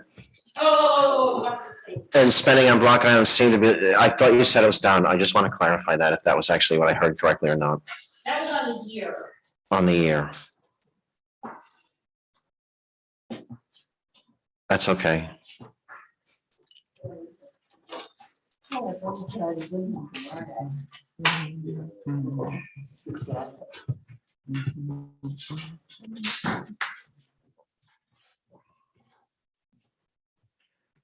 Oh, there it is. Okay. What was the question again? If you could clarify the numbers for me, because in the slide, August had great numbers last year. And it seemed as though spending was down, but numbers were up. So Would that be this- an accurate statement is what I guess I'm asking. Yeah, this is, well, this one that you don't have Right, is for the year, not for the month. okay. So I wouldn't be able to pull that out. Oh, okay, I that's- think from looking at all that data, it seemed to me that on the season, the May through September, that visitation was about the same as 18-19. I pulled out 20. Visitation was about the same, but spending was up. That's what it felt Yeah. like from looking at the airport numbers and talking to the ferry Yeah. a little bit, is looking at the numbers seem to be about the same or down, but all the spending seemed to be, all the taxes that came in from spending seem to be up. Okay, that's what I wanted to clarify. Thank you. Yeah. Thank you very much. Questions? No, I just want to apologize because I haven't been to any tourism council meetings, and used to be the excuse that I was working, and that was a valid excuse, but now that I'm retired, I'll try to get to more. We did just post our annual meeting schedule to the Secretary of State website. Again, we just had our first meeting of the year yesterday, so we just set that. Mhm. So those are up now, but January 11th, next Tuesday, is our next regularly scheduled meeting. So Really? maybe we'll see you there at 9 a.m. And just 9 a.m. 9 a.m. Forget it. No, Millie did send us that email with your meeting schedule on it also, so we all do have it. Mark, you actually Yep, I was just have reading it. it. So, questions, comments? Public? Thank you. Is there anything else on this agenda? Oh, no, not on our agenda. Just put this, Can I ask? well, yeah, you can. What's my Well, I answer? guess I'm the only one who Questions or comments? said. You talked about board dynamics, and I don't know who wants to speak to this. I understand you've got a lawsuit. What is the status of this? And how, and I've asked this before, I'm gonna ask it again. How on God's earth do you hire Bob Goldberg, Oh, hold who on. has been the attorney for, and it's nothing about Bob Goldberg, other than he's been the attorney for Champlin's since 2002. And that's when they put the application in, and that we've been in an adversarial position in since that time.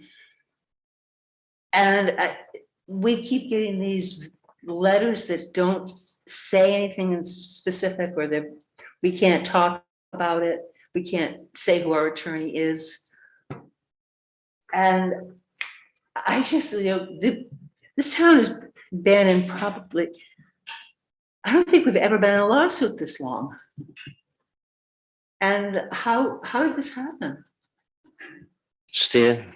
Yeah, I started the lawsuit, I think is, I started the law, it's not actually a lawsuit. It said a meeting happened that was illegal and it was unlawful. And we asked for documents for that meeting and the documents were not given to us. So we filed the Freedom of Information Act, which the Jess denied it. And then we said, okay, if you're not going to give us the information, we're entitled to it. We're going to go to the Attorney General and we're going to ask the Attorney General to step in and get the documents that we need. And that is when I stepped out from this process and the rest of the board hired Bob Goldberg. I would never hire Bob Goldberg and I had nothing to do with that decision. I have my reputation to protect and that's the truth. And you can ask everyone else. So when you look at this, you have to look at the trees from the forest. I had nothing to do with Bob Goldberg. Yeah, well, we know that, It Steve. was a terrible decision. Whoever did it shouldn't be employed in the town anymore. Furthermore, the Attorney General came back and was upset that the Tourism Council was very concerned, the Attorney General was, because they purposely stolen all the investigation and did not turn over all the required information. So eventually they turned over the information and we said, no, there's still stuff missing. There's still text messages missing. There's still documents missing, which clearly display that the Tourism Council had a conspiracy to silence me. And as a public official, we all have a duty to say something, and not saying something is injustice. And that's exactly what I did. And I did nothing wrong. I didn't do anything unlawful, and I didn't break the law. So I guess those questions are more meant for them. Why they broke the law, why they decided to take the law into their own hands, I don't know, but no one is above the law. And if you want to appoint people, that's fine, but you should not have officials, public officials that openly broke the law. Most people in this town do not want those people representing them. So I'm here for any questions you have. Appreciate it. Thank you. Thank you, Stephen. And I guess, am I the only one that's concerned about No. this? No? We raised that question before. Well, I'm glad you raised it. no, it's not a raise unless I raise it. I think so. Jess, and then John. I just want to answer Martha's question. I'll probably let John respond to what Stephen had to say, but I don't know that we never said we couldn't tell you who our lawyer was. Was that, were you referring to a letter that I ever sent that said I couldn't tell you who our lawyer was? You never told us. Well, there There was. were letters that were couched and I think there was something like a year ago, more than a year. So basically what happened was there was a letter received to the office from an attorney, to the Tourism Council office from an attorney for access to public records. I had not seen something like that before, so I called the Attorney General's office and I said, I just want to make sure I'm responding to this the right way. And the Attorney General said, I just want you to know that if it's the access to public records request is from an attorney, you should also respond from an attorney. So I said, okay. So I called the town and I said, okay, we are, a town board and I need some legal advice. And so your town lawyer was contacted and the town lawyer said, I don't want anything to do with this. I represent the town, not the Tourism Council. I believe the exact words were, I'm not touching this with a 10-foot pole. You're on your own. And so I didn't know who else to turn to. I don't have a personal attorney. I don't have any other people to look to besides my board and you all. So I went to my colleagues in the state in tourism. I went to the state tourism office and I went to the Newport director and I went to the director of the Providence CVB. And I just asked them, I said, hey, who do you use for legal representation? Who do you think would be good in this situation? It's just an access to public records, it's not whatever. And they came back and they said, well, we use Bob Goldberg. And I said, okay. And so I'll call him and see. And so I called him and I said, hey, this is a situation. He said, sure, let me take a look. And that's how it happened. I never once, actually, that's not how it happened. Then I went to the board and I said, we have options, I need to get money approved to fight this or to look at this access to public records request. And this is who I'm looking at. And And that was that, and that's how Bob Goldberg got hired in this, for this one specific thing. He's not the attorney of record for the Block Island Tourism Council or anything like that. He's simply responding to the access to public records request. I have the timeline of that. I'm only asking about the choice. I've asked about this before, but I've been, frankly, perhaps because I was involved in this from the beginning, I was stunned that people said, well, who's he? Yeah. Or what does that matter? Somebody should have known. Well, this was again,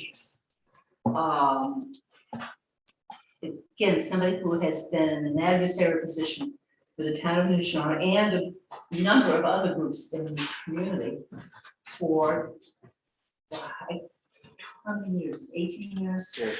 Well, Martha, I'll only say again that I did turn to the town. And I asked the town first, and I'm not the only one. And the town wasn't interested in helping. And the first time and the second time. Okay. I understand that. Right. My question isn't that question. My question is how you ended up with who you did. It's not how you ended up with a lawyer. So I didn't know who to ask. So I asked other people, and we got a recommendation from other professionals in the business, and that's who they recommended. None of them have any idea of this. I guess this has been going on for so long. I know that in your board, you had felt this was a red flag. Did anybody know this is the? That's a good question, Martha. Yep. What was the consensus of the board? Was it a unanimous vote in favor? Do you remember? Was it split? Did anyone raise that question? And is he still under your employ? I don't have the answer to the first one. I can't remember. I can't remember that. I don't think any concerns were raised, but I don't want to say that for sure. I'm not positive. And I would say no. I think if this specific issue continues, which Stephen could continue it by continuing to go to the Attorney General, and I can get to where it all stands right now if you want, then Goldberg will be pulled back in because he's the one who's been helping us with this. But otherwise, if there's another issue with the Tourism Council where we need legal representation, it would not be Bob Goldberg. Just, or maybe John, I don't know if you want to go, but just, if you could give sort of the status and Sure. and where it stands. I don't want to preempt John, but. Yeah. So on July 8th, of where it stands is there was access to public records request, which was responded to. It was not denied. It was responded to in a timely manner. Stephen and his attorneys were not happy with the response. They thought there were documents withheld. So they came back and said, no, there was documents withheld. And so I have the whole timeline. We went back and said that we've given you everything we have. That's from the Office of the Tourism Council. And so that went back and forth for a while.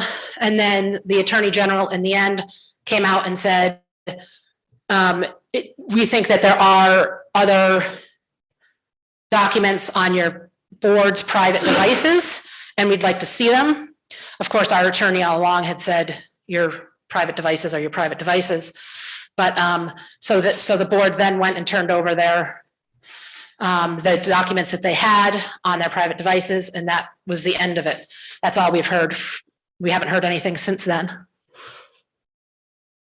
Thank you. Stephen, go ahead. Just trying to, we're waiting to file Frank's Attorney General decision, because we still think there's further documents, which are all our further area documents that the tax mentions we have to turn over. There are further documents that need to turn over, so that's where it stands. These things just take time. So you're thinking this litigation is not over, It's not really litigation, no one's getting sued, right? right? No one's getting sued. We think there's other documents that haven't been turned over, especially by the director.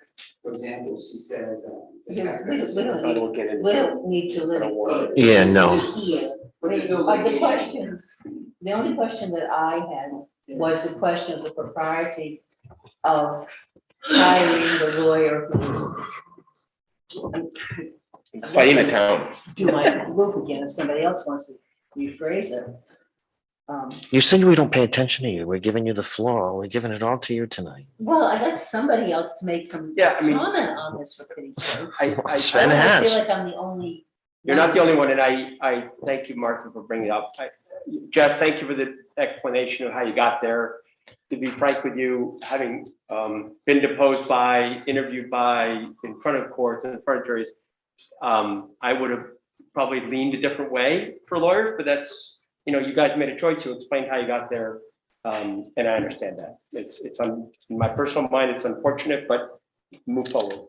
And as you said, in the future, if there are other lawyers or other needs, you can look at other lawyers, but I mean, you aren't gonna back up now. And so, move on. John Cohen? I don't know. I know there's this feeling that let's move on, and I'll try to be brief, but I do think some background needs to be presented. And if we go back to April, May, June of 2020, there was I couldn't even work in my own store through the month of May. And that was through Memorial Day weekend. I don't know the exact date when the rooming license were given back, where a hotel you couldn't even have a hotel guest stay in your hotel. And I believe it was around June 1st of the pandemic, which we're still living with, when hotels were given those licenses back and we could all go back to our business. On June 9th, Stephen emailed the rest of the Tourism Council and said, I think we should have a press release letting everybody know that Block Island's open for business and when we need visitors here. And there was some discussion through email. And there's 7 members of our board, 6 of us said, let's wait for a couple of weeks, see how things unfold. Everybody was in fear for their lives at this point. And so through an email conversation, the decision was, let's not do it right now. Let's wait for a couple of weeks. 2 days later, this story was on Channel 10 with the headline, Tourism Council wants visitors to know Block Island is open, with an interview with Stephen. Nowhere, and Stephen has said, I was speaking as myself, nowhere in here does it say, I'm not a member of the Tourism Council. The very next day, there was another story. It's just these pictures are worth 1,000 words. Tourism Council says Block Island needs tourists. Interview with Stephen Filippi saying we need passenger traffic is down. We need visitors to come to Block Island. At that point, like I say, the hotels had been open less than 2 weeks, and we felt that was irresponsible. The backlash to the board members that I know of was immediate. People would stop me and say, how could you do this? How could you do this to our community? And I said, that's how I first found out about it. And I'm like, what are you talking about? Somebody showed me something on their phone. And so we weren't having meetings at this point because we weren't allowed to have any meetings. Everything was shut down. So there was some communication between some members of our board. Not all of us at once. There was never one secret meeting where we all got together. We saw each other at the post office or whatever. And we, as a group, felt that Stephen misrepresented himself as the president of the Tourism Council to put this messaging out, and we asked him to resign. We felt that was the prudent thing to do. You hear, I don't know if we're supposed to be self-policing, and we didn't hear anything back. 2 weeks later, we all got a letter from the attorney of Stevens, basically saying you had a secret meeting and maybe there was a rolling quorum. I don't know. But Stephen has no intention of stepping down, and we're not allowed to talk about any of this because it could hurt his reputation, but he could talk about it all he wanted. And the day after I got that letter, it was a certified letter. I called the former first warden and explained in detail the situation and how we got here. Said we need some legal help. He called the town attorney, called me back a couple hours later and said, she said, you're on your own. and you know the rest of the story that Jess explained. And here we are over a year and a half later, and Stephen is litigating against the rest of this board.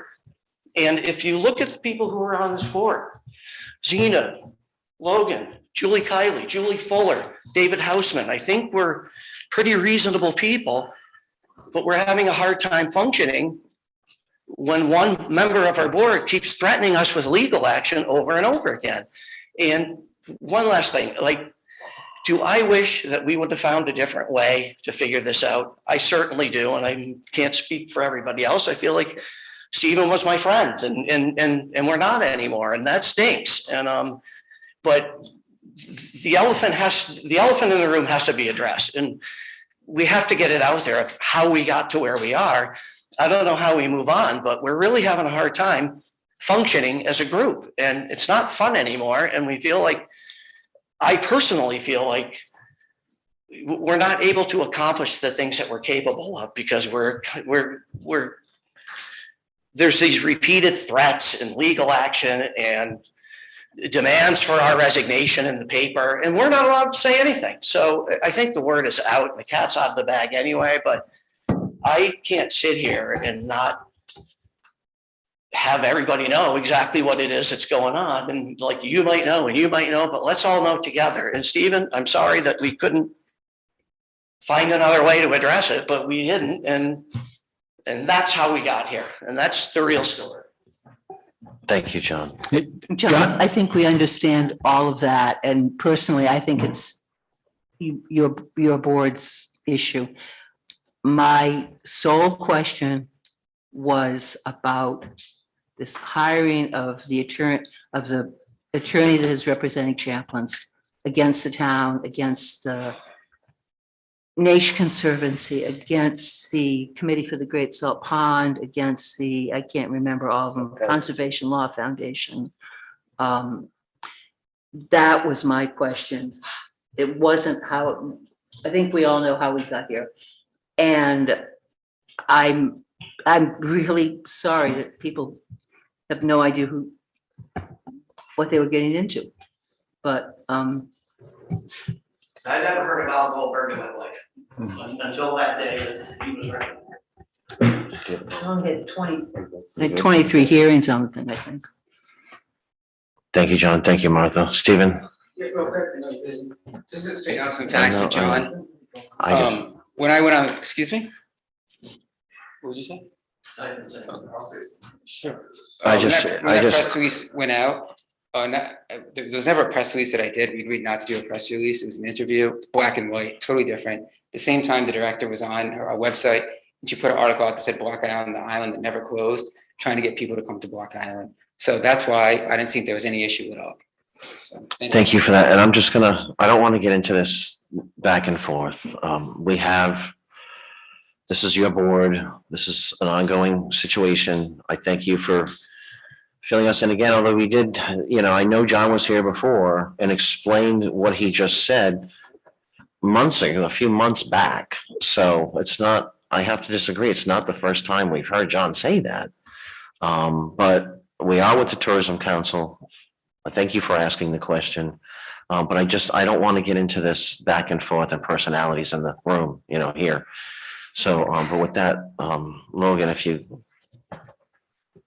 I'm gonna sneak in something really quick and really non-specific to the Tourism Council, but we're always talking about why people don't always stand up and volunteer for boards and committees here in this town. And we're a perfect example of where's our support system? Where are the rules? Where's the help? You guys are just dealing with appointment of people to boards, and maybe you wish you had a bigger pool to pull from. I understand you probably don't want to touch this with a 10-foot pole either, but a lot of us are just good people here trying to volunteer for our town. Martha, I've been on boards with you. Sven, I've been on boards with you. The rest of you haven't had the pleasure yet, but most of us are pretty earnest, sincere volunteers. And whether or not, I understand we don't want to get into a back and forth here. Maybe a takeaway is, how do you better support the people that do volunteer for boards and commissions? Because we feel like we're fishing around in the dark. I didn't know who Bob Goldberg was, not a clue. And I was on the board of Block Island Conservancy for 7.5 years, so shame on me. But whether or not, it's what we've got right now, and it's just, there was nothing else. We were just trying to do the best we could. We're confused. I'm not a lawyer, I'm just someone volunteering because I've got 2 cents about how my town's advertised.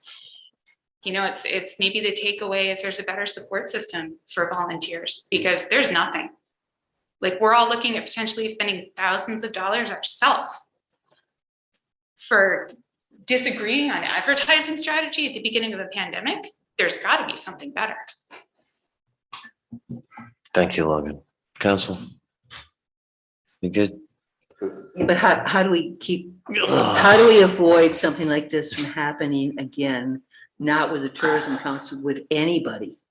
And I'm only talking about a case like this, where nobody's been paying any attention clearly to Champlain's. I guess we all thought Champlain's was this big deal. I guess it wasn't. And I remain. Somebody could have asked us. And We did. It's not on. Martha, I will say that the Tourism Council came to Ken and myself and asked if our town solicitor would represent them.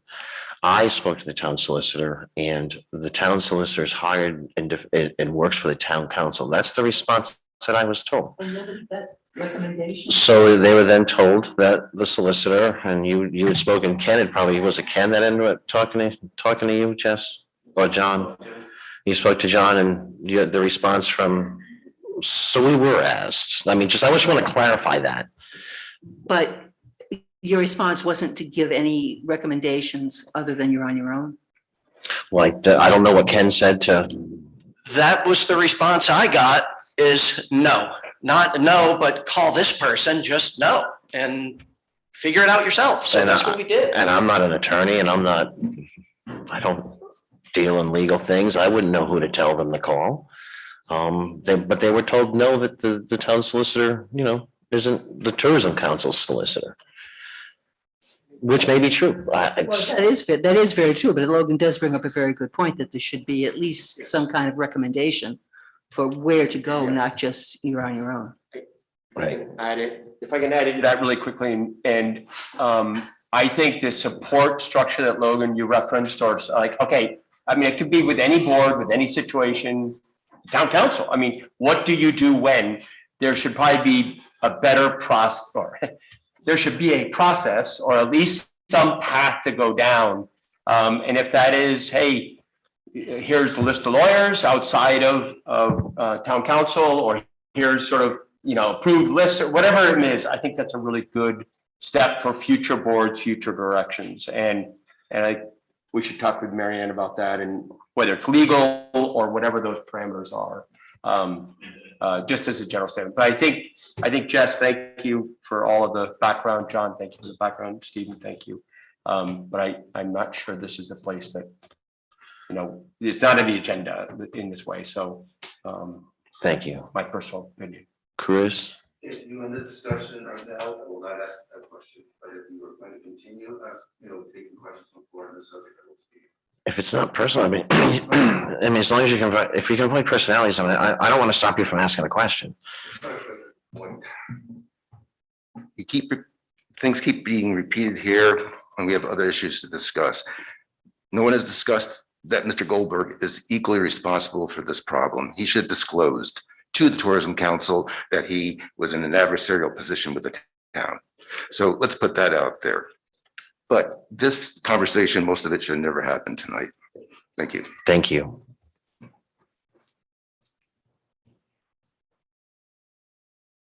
Thank you, Chris. That was a very good point, your first point. Thank you. Anybody else have any comments? Tourism Council, questions for the Tourism Council? I have to address what Logan said so elegantly. That meant, first of all, John, I agree with you. Not on your choice of attorney, but on everything else you said. And that menu of fellow members that you highlighted is an all-star team as far as I'm concerned. So thank you for bringing up what you said, Logan. That was very well said, and I certainly support that group. You? Anybody else? Thank you for coming. I like the idea of meeting more than once a year with tourism.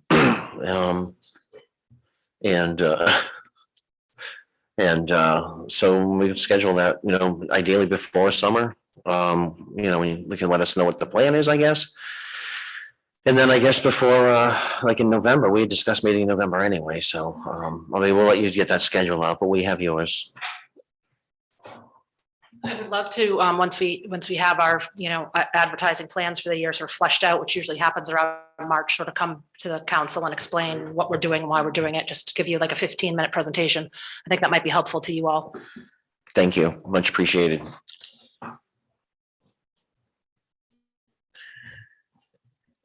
Item number 2 is to discuss and act on the 2022 legislative agenda, and it's not liquor and affordable housing is not the list. I think we usually keep this on our agenda as a placeholder throughout the season. So on that agenda tonight was liquor and affordable housing, and I don't know, Martha, you had asked the liquor be on. We'll start with that. Well, the liquor is just a housekeeping thing. There's a Class C license that has been issued in the past a few times, which has proven to be no more than a foot in the door for a Class B license. There are other towns in the state which through assembly action don't allow them, and I just think it's a nuisance, and why who's kidding whom? You know what's going to happen ultimately, so why don't we just get rid of it? That's simple. I think it's simple. Nobody holds on to a Class C license indefinitely. Comments, council? I agree. No problem proceeding with that. Well, Mark, you get rid of all of them. That's that. No, this one's self-contained. I don't have a problem. Andreas, do we discuss other things, or just to the? Oh, yeah. Oh, yeah. So the one we obviously discussed tonight, which I think, I went to part of the meeting, but the whole tourism district, I really want to have a discussion on and flush it out, not tonight, but get it on the agenda, so we do that. And then the other one, and I know the chief talked about the other night, was the low-speed vehicles, which was brought up, and we've discussed a couple of times, there's a suggestion. So there's at least those additional 2 that I'd love to put on the list as potentials. LSV and tourism districts. Are we just talking about topics that we'd like to discuss for the agenda, or do you want to fully fleshed out? Oh, God, no. No. This is our first volley of our legislative agenda meeting, and look, things that we think we could change, and that would be helpful and whatnot. Gotcha. Well, you got anything fully fleshed out? I have a few, yeah. Oh, good.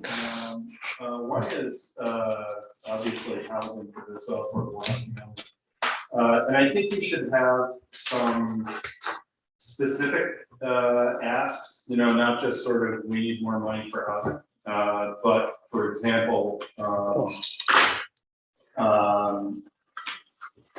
could we generate some interest in creating a pilot program that would enable towns that have a significant disparity between median income and median house price, to have some flexibility on the affordability standard. Because we have a situation, as everybody knows, where we have where purchases of the state formulas, median income that is too high.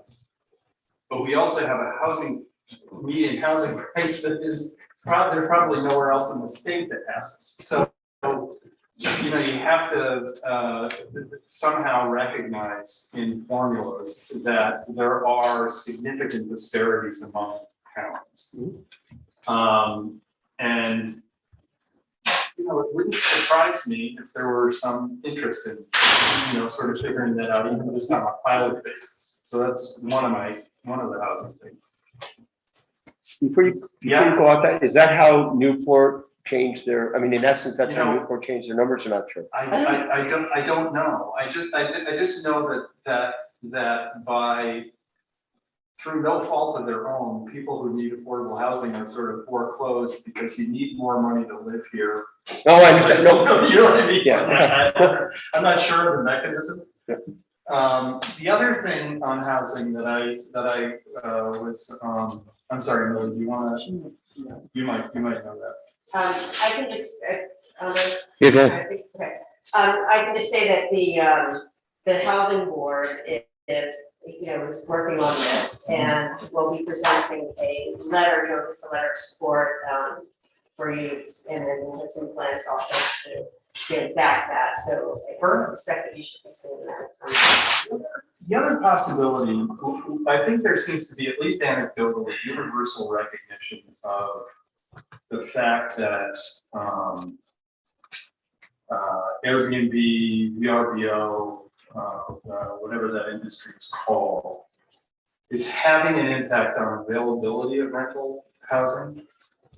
And while I don't think that in the next 6 months we'd be able to get this passed, but I think it has some merit to put before the legislature the idea that towns can assess a tax on nightly rentals, you know, the Airbnb rentals, that goes directly to the housing board. Because the cause and effect is so clear that by renting out rooms on a nightly basis in the summertime, we have less housing available here. So that's another idea on housing. I'm sure other people have other ideas. I also have some thoughts about approaching the state around skilled trades workforce development for towns like ours that have no resident plumbers, no resident electricians. So one of the possibilities that occurs to me is permitting, so you guys know how the training and licensure works, right? You have to go to school. You also have to be an apprentice for a certain number of years. Every profession is a conspiracy against the layman, right? You know, you have to have a certain number of years. Apprenticeship, Mark, you know this.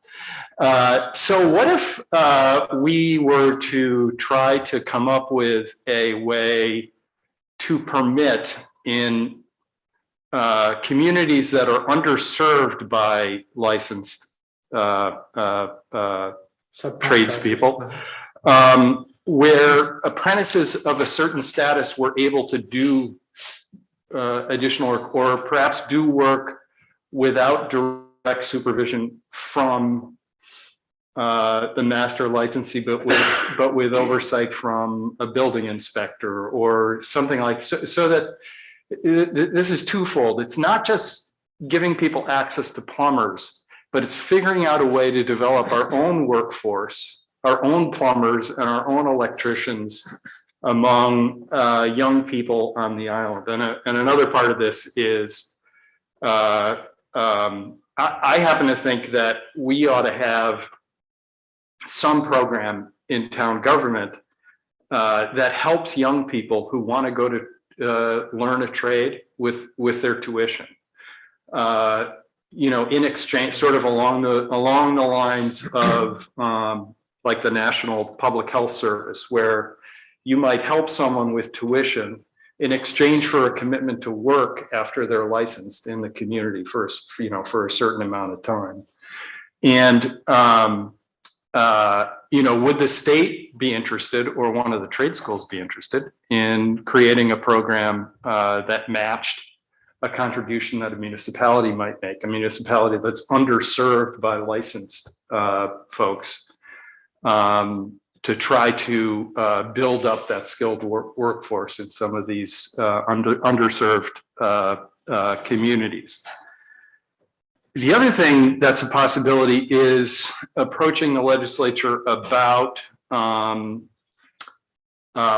tax credit program for plumbing, electrical, sheet metal, et cetera, contractors for providing services on an island like ours or in an underserved community. For example, could they get a tax credit for a certain component of the wage or the differential costs of providing service here? Whether that's travel or lodging or, keeping trucks on the island, whatever. But that struck me as a possibility. Another one, proposing expanding funding for sea level rise and climate change planning. I think there's going to be enough money around to have not just, honestly, the grant system at this point is not terribly robust in a state with a lot of communities that are going to need a lot of help.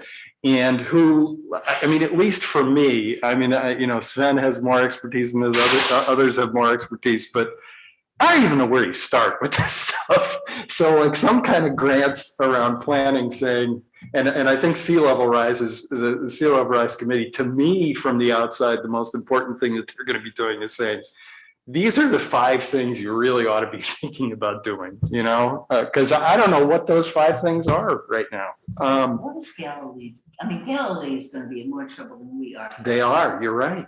They already are. Really. Well, wasn't that what what was that? I'm sorry to interrupt you, but while it's in my thought, were you talking about, we also kind of discussed going to the, Martha brought it up, was raising the landing fee for 50 cents. That would benefit. Well, that's coming. Is that coming? What do you got, a Shakespeare squirrel over there? Good. Keith, if I could jump in for 10 seconds. The Sea Level Rise Committee met yesterday, they are coming up with a list to the town council, sort of here are sort of a list of projects, trying to identify.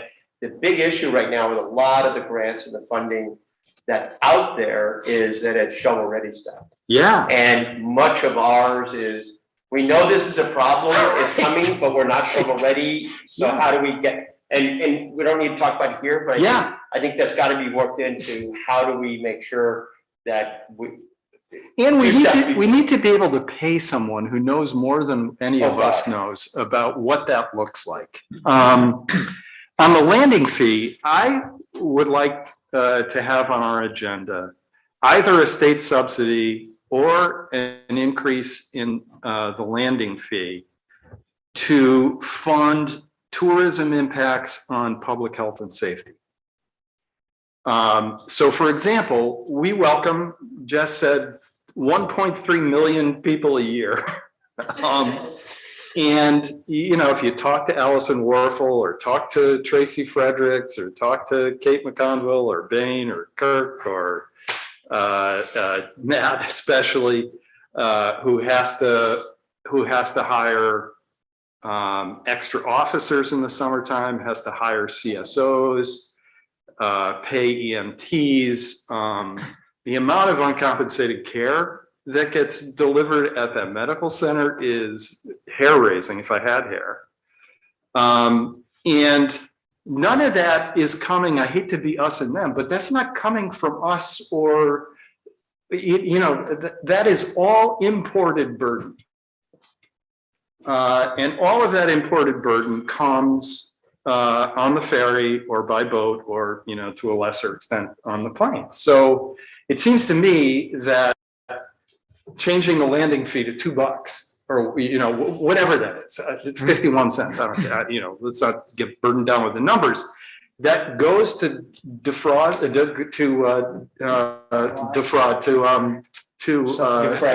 defray some of those costs. seems to make sense to me. And, you know, even if we don't get this, it gives us an opportunity of the legislature to sort of talk about some of the impacts that we're experiencing here. Where is the landing fee? That's a good question. Landing fee in the legislation is in the side agreement with the PUC. I don't know. Hold on, Chris. I can- you Chris, can- I'm sorry. I know you're, but let me get Martha an answer. Does Mary Ann there? Yes. Does she have an answer to that? I am. The landing? I'm sorry? Martha, can you repeat that? The landing fee, yeah, no, you said you did We that. receive a check each year from Interstate Navigation for the landing fee. Yeah, is the landing fee, is the actual specific amount in the legislation, or is that in the side agreement with the PUC? I'm going to go on the limb here. I think it's in the legislation, but I could be wrong. That's where I think it is. I'm pretty, The authority to do it, I'm talking about the specific amount. yeah, yep. I think it's in the legislation. Can we find that out? Thanks. I was just gonna say, I'll double check that, And I just have. next week. I just have two more. Thanks, Mary Ann. Two more short ones. One is, I think we should approach whether it's DOT or the legislature, probably the legislature to create this, but small town traffic planning grants. I mean, I think a lot of traffic planning grants go to cities that have what would be considered major traffic problems. But I sure would like to be able to access, you know, small, even less than $10,000 grants, for example, to let Matt, you know, to do what, provide Matt with some resources to say, here's what we think Water Street ought to look like in terms of parking, and here's how we would paint the lines, and here's some other, you know, I mean, we wander around, I certainly do, sort of saying, you know, the goddamn traffic, or, you know, whatever. And then it kind of dissipates, but you know, there are some, presumably, Matt, I don't want to speak for you, some ways in which we can intervene if we had a good plan and a budget to do that. So that one, and then finally, and I need to work and talk to, we need to work and talk to Amy and Mary Ann about this, but around municipal finance, I don't want to get too detailed about this, but we are really, as a town, constrained potentially because of the base year that the state has used forever in setting the base municipal budget. And I don't know what form it would take, but at some point, I think we're going to have to ask the legislature to permit towns like ours, which have changed so dramatically between the time that the base was set and now. Well, there's no base. There is a base, according to Amy. Well, the base is what you had last year, and it's a percentage. No, yes, increase. but that base is based upon that base is based upon that base, and it goes all the way back. It would be worth, let me say this, it would be worth having a conversation with Amy about how that cap applies to us and limits us versus other municipalities because of the growth of. Goes back. Yeah, I mean. It goes back to the Omnibus Tax Relief and Replacement Act, under which all of the towns I can't even say this with a straight face, all of the towns in Rhode Island were supposed to have at least 50% state funding. And then the tax cap came in at the same time. And I remember going to a meeting with the then school committee chair and then superintendent, and there were 11 districts. We weren't the only ones who got bumped out of that 50%. Mm-hmm. We were kept at the absolute bare bones minimum, and the others were between, the other 10 were between the bare bones minimum we'd always had and 50%. And I said, what are you doing? And it was something that I'm sure advantageous to Providence, which is the way it always works out Right. here. And, you know, I don't think we're disagreeing. I mean, what I'm saying is, way back then, our government looked a lot different than it does now. The island. Well, we had a lot, The island, you know, a sort lot of- of overrides too. Yep, but we're still overriding over a base that does not reflect the kind of staffing, et cetera, that we have now and needs that we have now. I'll talk. Yeah. Chris? With all due respect to the town council, you advertised an agenda with 2 items for legislative session. One was about affordable housing. I think it was not very courteous of the council to not stick to that. You decried last night the lack of involvement of people in this issue. And I can see at least 3 people that have sat here for 2 hours and 15 minutes. You could have given them the courtesy of discussing affordable housing before going on and asking the council for the other wishes. I just did. From the audience that came here today, I feel they should have been, that you should have opened the floor to that. When there are 2 agenda items under legislative session, liquor and affordable housing. You have not done what is normally done, which is discuss liquor, open it up to the floor, discuss affordable housing, open up the floor, and then I feel it would have been proper to go and query the council on their other issues. So point of order, different styles, but you wonder why people may not want to come to these meetings. This would be a good reason why. So take it under advice. Wow. Exactly. Thanks, Martha. Keith, you? Yeah, I'm done. Thanks. One more thing on affordable housing that we have to pay attention to is Nantucket has the equivalent to our land bank, or land trust, in the form, I believe, of a land trust or a land authority. And the Affordable Housing Authority on that island is now pursuing through legislation, getting 25% of that money and directing it towards affordable housing because they see the needs of affordable housing out there, much the same as we see it here. So we're going to keep our eyes on that too, if we could change a little bit of existing legislation. It gets better than Nantucket was going to the vineyard to see what they were doing. And I think that's good. Yeah. It's bizarre to me. Oh, it's bizarre. Did Chris? Who is here for affordable housing? Yeah. 4 people here currently. And And I know 3 of them came because of the agenda. And there's like 6 that are listening in. That's why I made the statement.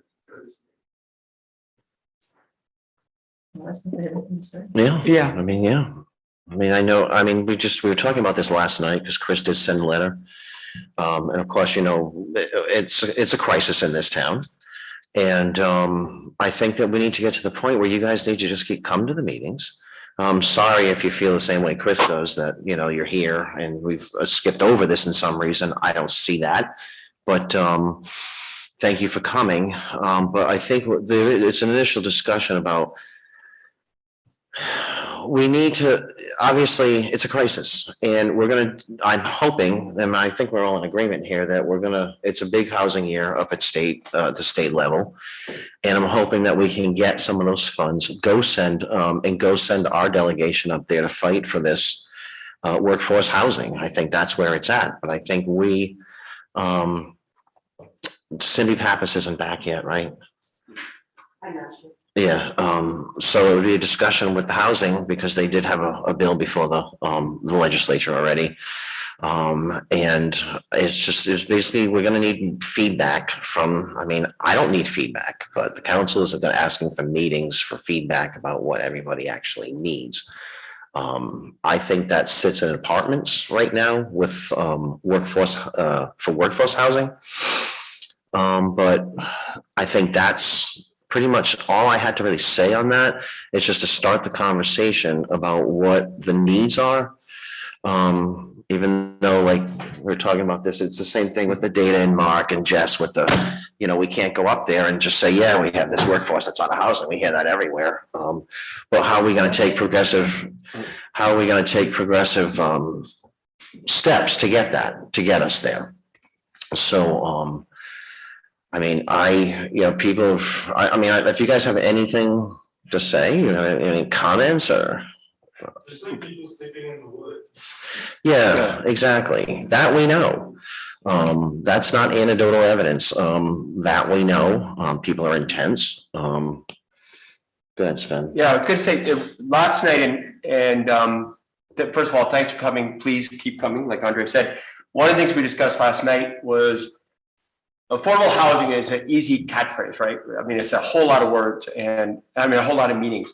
One of the problems, and Keith mentioned this before, is the definition requirements of how the average income to the medium household, to the medium house costs, et cetera, are calculated, and what level we can go. Second element, you mentioned Cindy Pappas trying to go to what percentage of average income. So I think the more ideas and ways that we can go to the legislature to change, quote unquote, the chessboard is what I said last night. Like, what are the definitions? What are the rules?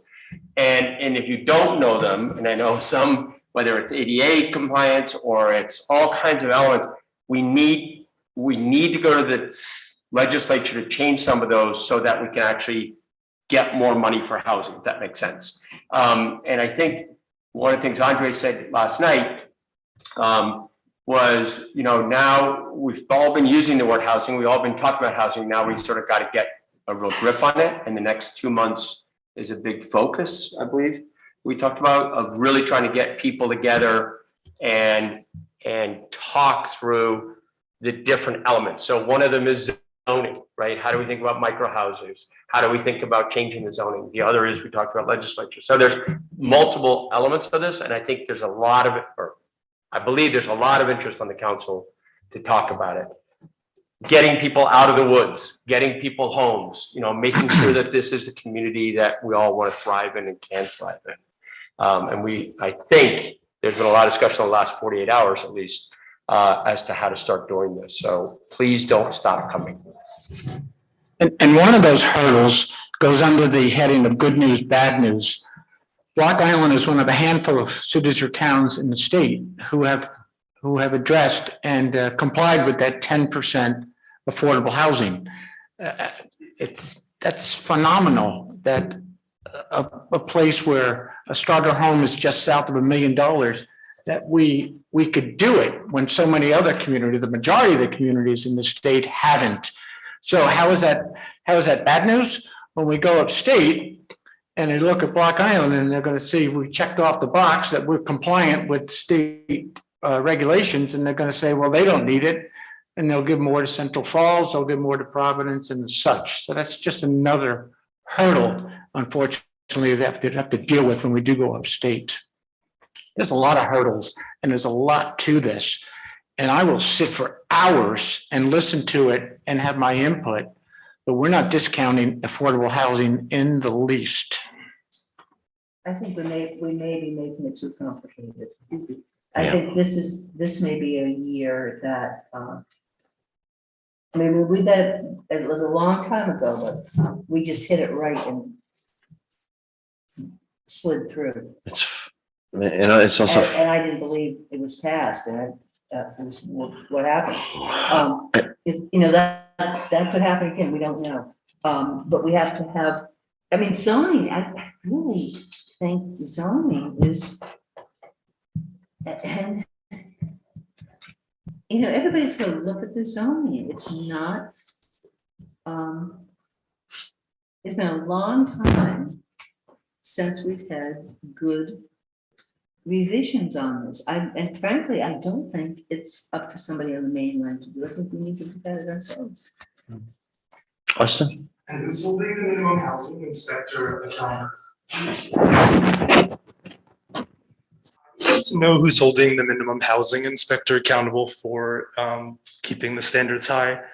I've heard of some cases where there's 10 people in a room, no electricity, no plumbing, and no kitchens. Like where are we? You need to talk to the town manager, Marion Crawford.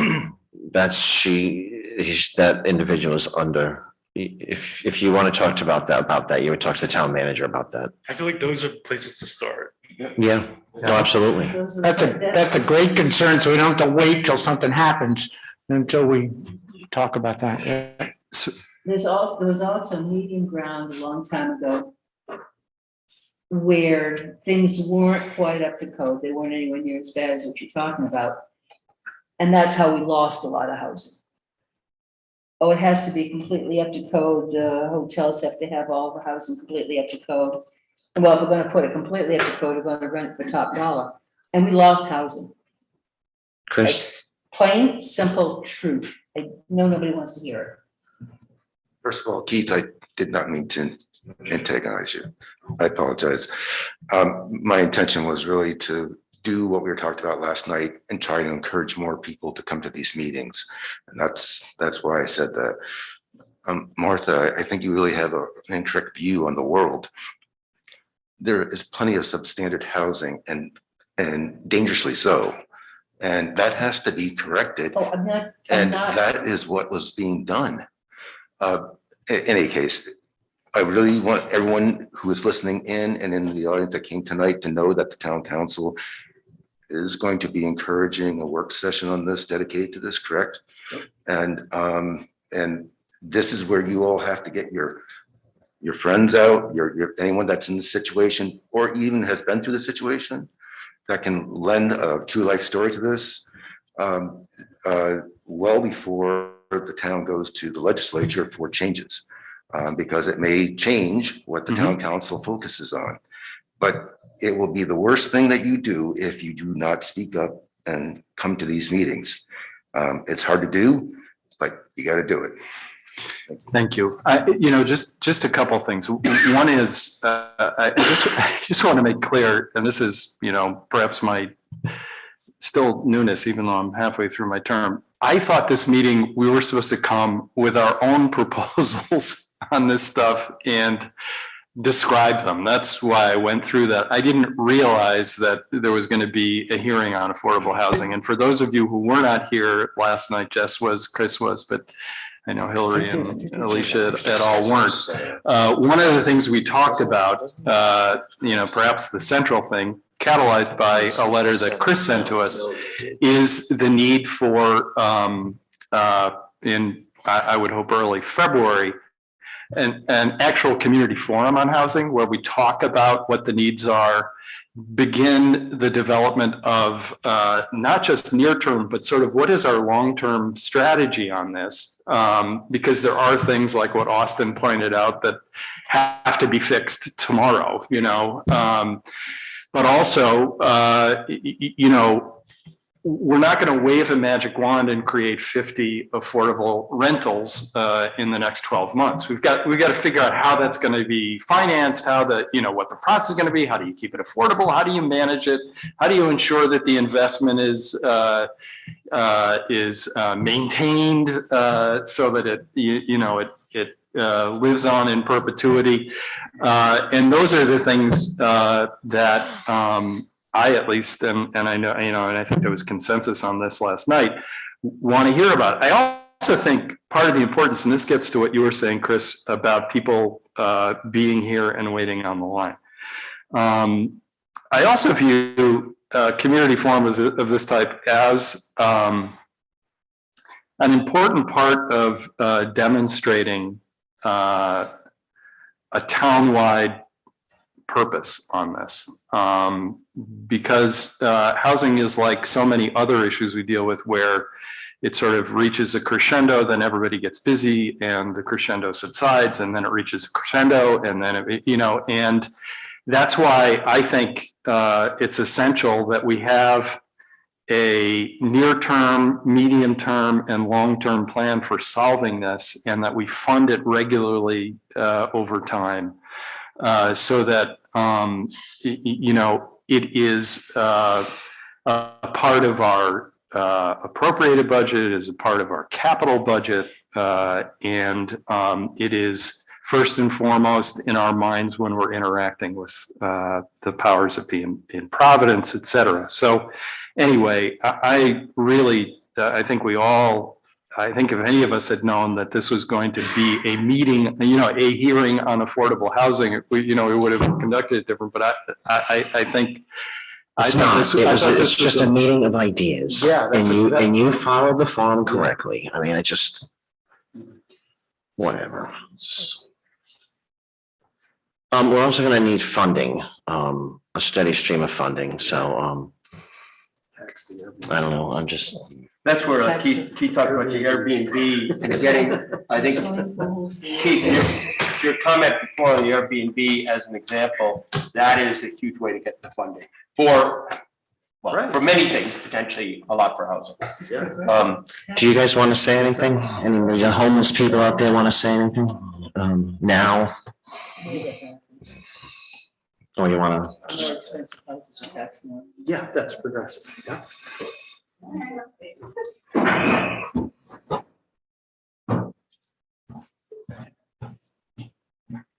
Hello, Hi, Hillary. Hillary Hi, Stewart. Hillary.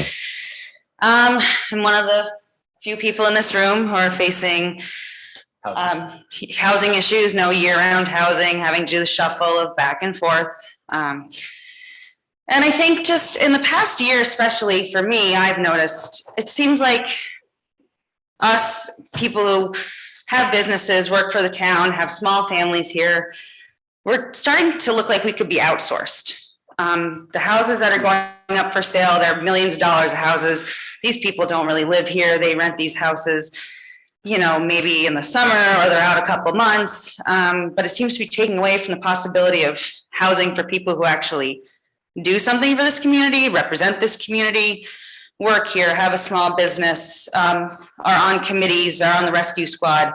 I mean, I think it's a real issue that I know people say every year, oh, what about the year when we have a kindergarten class with no kids? And that hasn't happened yet, thankfully. We still have small families here who are able to make it and get by, but it's getting more and more difficult, and the cost of living and just the worry of not knowing. I mean, me personally, the house I'm in is on the market. I don't know where I'm gonna go if that sells.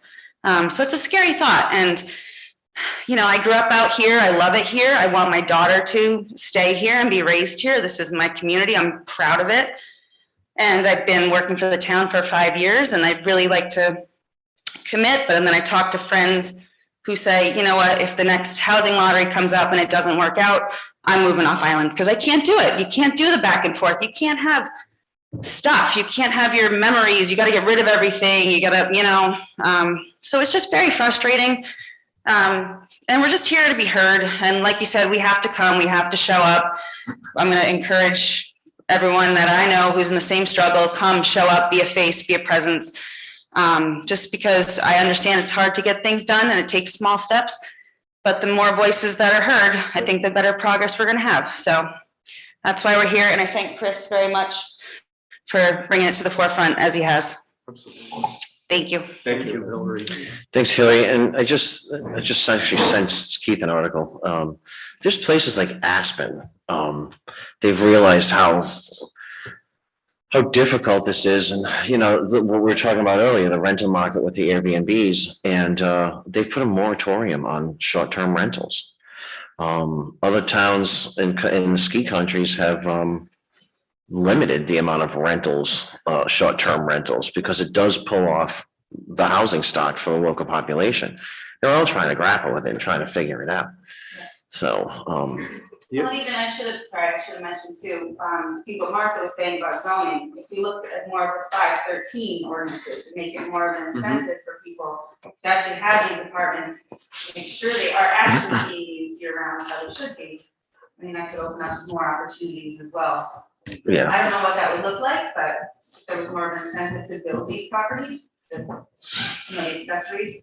Yeah. Go ahead, sir. Yeah, and one of the things that we did discuss last night was there's been an obvious shift of desiring home ownership versus rentals, and that's a national thing. And I think we need to address that really quickly. And I'm talking more from larger housing than an individual person. The second is micro housing is really taking a boom. That gets to the zoning and how do we make sure that fits, which is really a planning board discussion, getting the zoning. But I also think the shuffle has gotten tighter and harder and harder and harder, and you really expressed it. Personally, I did mention last night, the 513 thing was great. If you've got a garage that you want to put a sink in and a toilet, it works. Try figuring out the finances to build something to make a 513.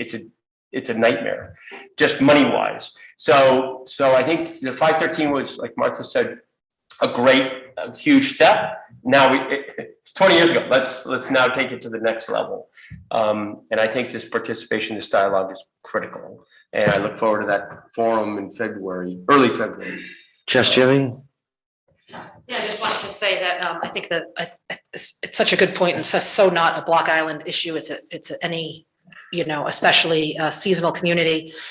It is the house rental issue. And it's even bigger on Block Island than other places. But yes, you're having people who used to have year-round housing now aren't, because either the people who rented them can make more. This is happening at the school with our housing and everything else. And I think that while this bill that just passed is a little bit encouraging, I think we're going to at least have more data to know what's out there, what's changing hands. And I would encourage you, if you're going to the state, to not focus on just Airbnb, Right. because their lobbyists are insane. Yes. You're not going to get anything passed. But if you go for the whole, Gamut. rental Yes. market, the vacation rental market, maybe you It's a can great get something in point, there. yes. And Yeah. I would love to be involved in this Yeah. discussion as it comes up, and Yeah. I'll come to the community Thank forum you. because I live in one of those attainable housing. Right. Thanks. Right. Does anybody else have any comments tonight? That's the point that I keep trying to make is, it's not just the hotel rooms, it's not just the Airbnb, it's everything out there that's not year-round house. Right. And there's gonna be a lot of summer houses, we all know that, but I spend way too much time on social media. And the things that are on social media for rent will make your hair stand on end. And straighten yours. I don't know what to do with you, Mark. Well, you talk to, I've heard from a couple of, just sort of in conversations with a couple of realtors, you have an additional issue, which is houses that used to limit people to 5, say you can have 5 people here are now 10. Yep. And without changing, without anything No more changing in the footprint, for example. The other thing is, you sent me that thing about Aspen. I also heard that Vail has an ordinance that if you build a house over a certain number of square feet, you are responsible for building an employee house. So, the presumption being, if you're building that large, there is going to need to be employees to essentially staff the uses of that house. And I don't mean staff housing, I mean just you basically have to make a contribution at some level, because you're going to need that year-round community in order, it's just another potential revenue source. Well, there's also a project up in, where is it? Rangeley Lakes, Saddleback Mountain. They have there was a couple in town who love the area, but they were getting a mass exodus of help. Saddleback Mountain actually closed. They reopened 2 years ago, and they've the new owners agreed to actually let the municipality build 100-person housing complex there. Oh, really? That'll not only benefit the mountain, they talk about it as a regional benefit because of the Finger Lakes region, and in the summertime, it not only gives people a place to live in the wintertime to work on the mountain, but it gives them to play, if they want to stay to work in town in the summertime, because what was happening is all these people are going to work for the winter and then bailing and going wherever else in the summer, but because of the housing, but that's a project that's just starting now. But it was a $1.5 million donation from somebody who lived in town who wanted to help rebuild the town. So I'm thinking, the area, not just the town, it's just the area of Rangeley Lakes. And they talk about it as being a regional benefit. And I think that kind of thing would be we are a region, we're an island. So it would be, we're our own region, so like, but I mean, it's just something, they took the initiative to really just, and someone from the community stepped up and was like, this is where, I think they gave like $1.5 million, and they need 4.5. But $4.5 million in the mountains, for 100-bed apartments, I mean, that's the price tag you're looking at, to house that many people. And then, of course, you know, we move zoning, we can do zoning, we can mess with zoning, but I mean, if we really want to build workforce housing with apartments, we're gonna have to sell the idea of people looking at a box. I don't know how we could do a lot of apartments without. I've never understood that you take some of these big houses that, there are some that are lovely. And some of them, you know, people can debate about. There are some that I think are really have a lot of traditional elements. They work, they're big, yes, but you only need to look at them and think, okay, bang, bang, bang, you've got 3 units. It's not, I just think you're presuming you have to build a box, and if you, a traditional, what is a traditional New England house other than a box? Right. It's a box with a peaked roof. Big boxes. I think to Martha's point, I think there's been so much movement just in Bozeman, and you start to see how micro housing has been put together, and it looks unbelievably beautiful and cool. And it's not a box, but it's 12 apartments, or 12 units that are bolted and put together. So I think there's a lot of solutions that come down to architecture, just a ton of work to do before we get there. I guess my question is, what's the next steps on legislative agenda? Are we putting it on the 19th? Well, from yeah. I just think timeline, because we've identified 12 or 13, we all agree on housing. I mean, we're all there. Millie, can we have a joint meeting with the housing board to start? Would that be a good idea?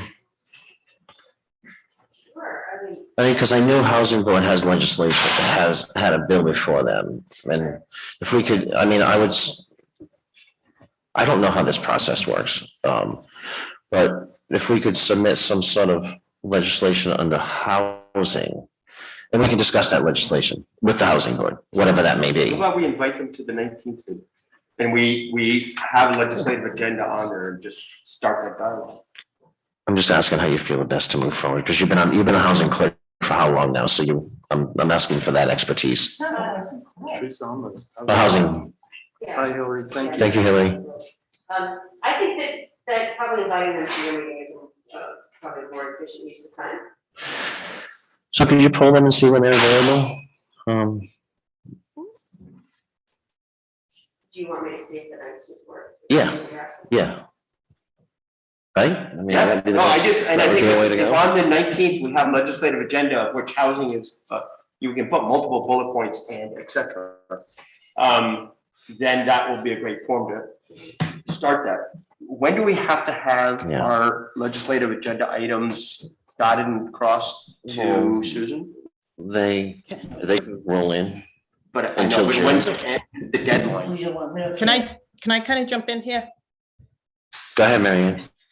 What I would suggest is before you get the legislation or something like that drafted, I would suggest you move forward with the forum and have that first. And that may help you. And with the forum, I was thinking of having Cindy Pappas as maybe one of the folks leading the forum on behalf of the town. In regard to legislation, usually the deadline is sometime in March. So you have some time here.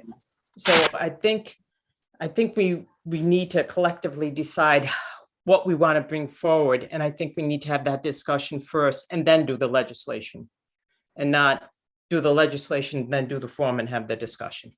Yeah, that's If you want to do something with the housing board, just specifically with them, you can set up, I don't have the agenda, the list of the work sessions in February, so we can stop moving things around, and the work session in February can be with the housing board.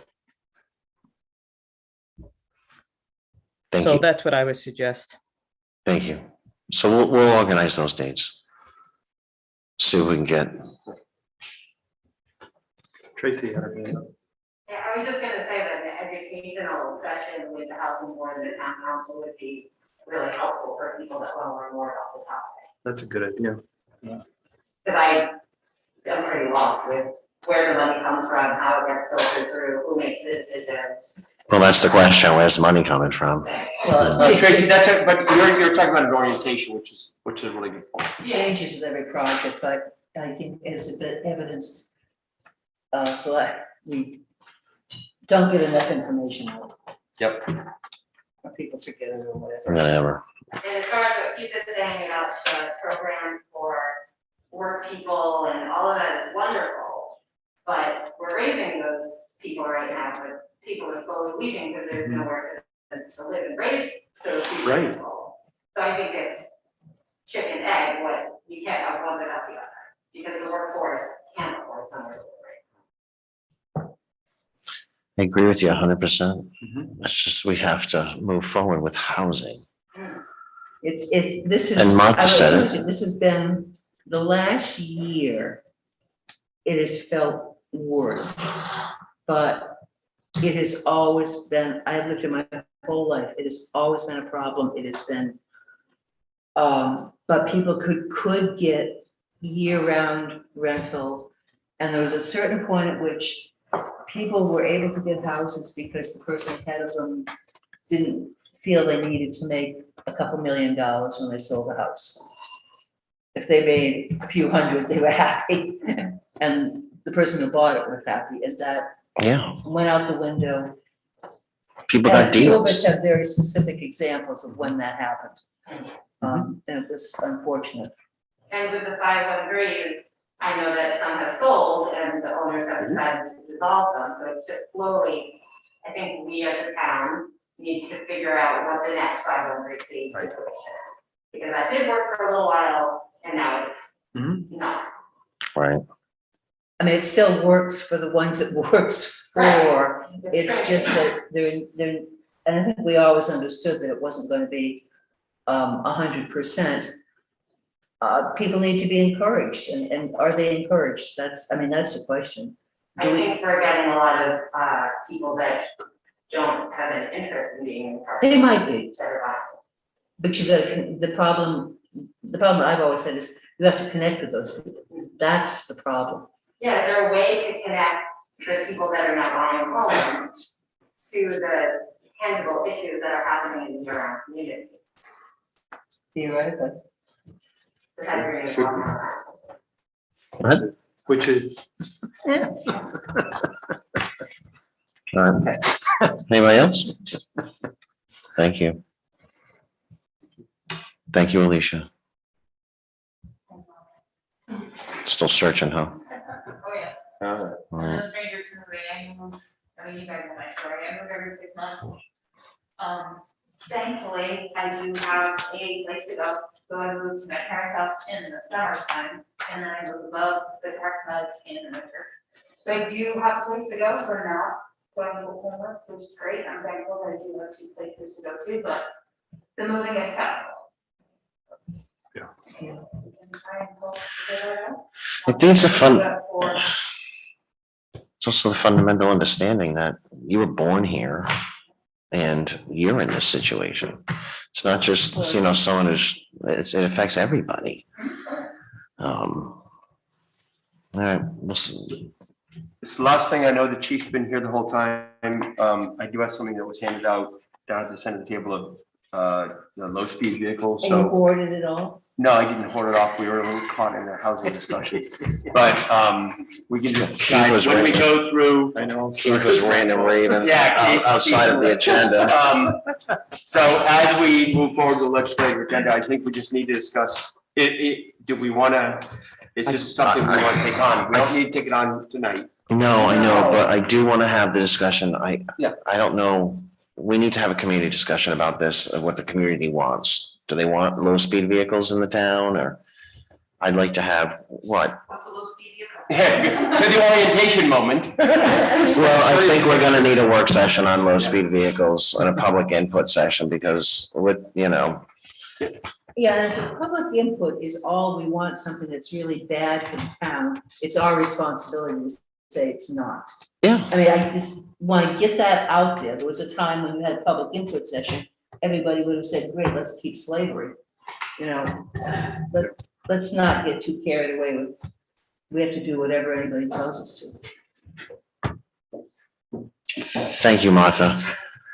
Well, it's represented. Chief, go ahead. Swear to God. The proposal for the low-speed vehicle isn't coming from me or the police department. This is coming from Frank Malone. It's just that it started with the police department with us stopping. I know. I just wanted to make that. And I just, that's why I would like to have a committee discussion on it, because you sent an email today about, you sent the email that you sent today, and I'm like, I don't want to put it on you to make this decision. This is a policy decision on the town council part. And I think a discussion with the community, as a whole is, how we get there with this item and any other items too, but I don't know. But I thank you for sending the email. Great, thanks. Not gonna take any vehicles off. Motion to adjourn. All those in favor, Keith, Martha, Mark? Thank you. Oh, last time, on the planning board. Capital. Yeah. You don't want to go back. Yes, Jen Brady actually pointed out. Should just be, yes, a community meeting. Yeah, I didn't even think about that. Of course, as I'm sitting here trying to write it. So I have, my thing about this low-speed vehicles, I got two things on it. One is, who's gonna buy these things? People who already have cars. It's gonna lead to more cars. I know. Then the other thing is, why would we use our political capital to get this guy? He bought it knowing that he couldn't drive it here. What the shit? This is not even our issue. Go ask the legislature. Welcome to town government. Yeah. Fuck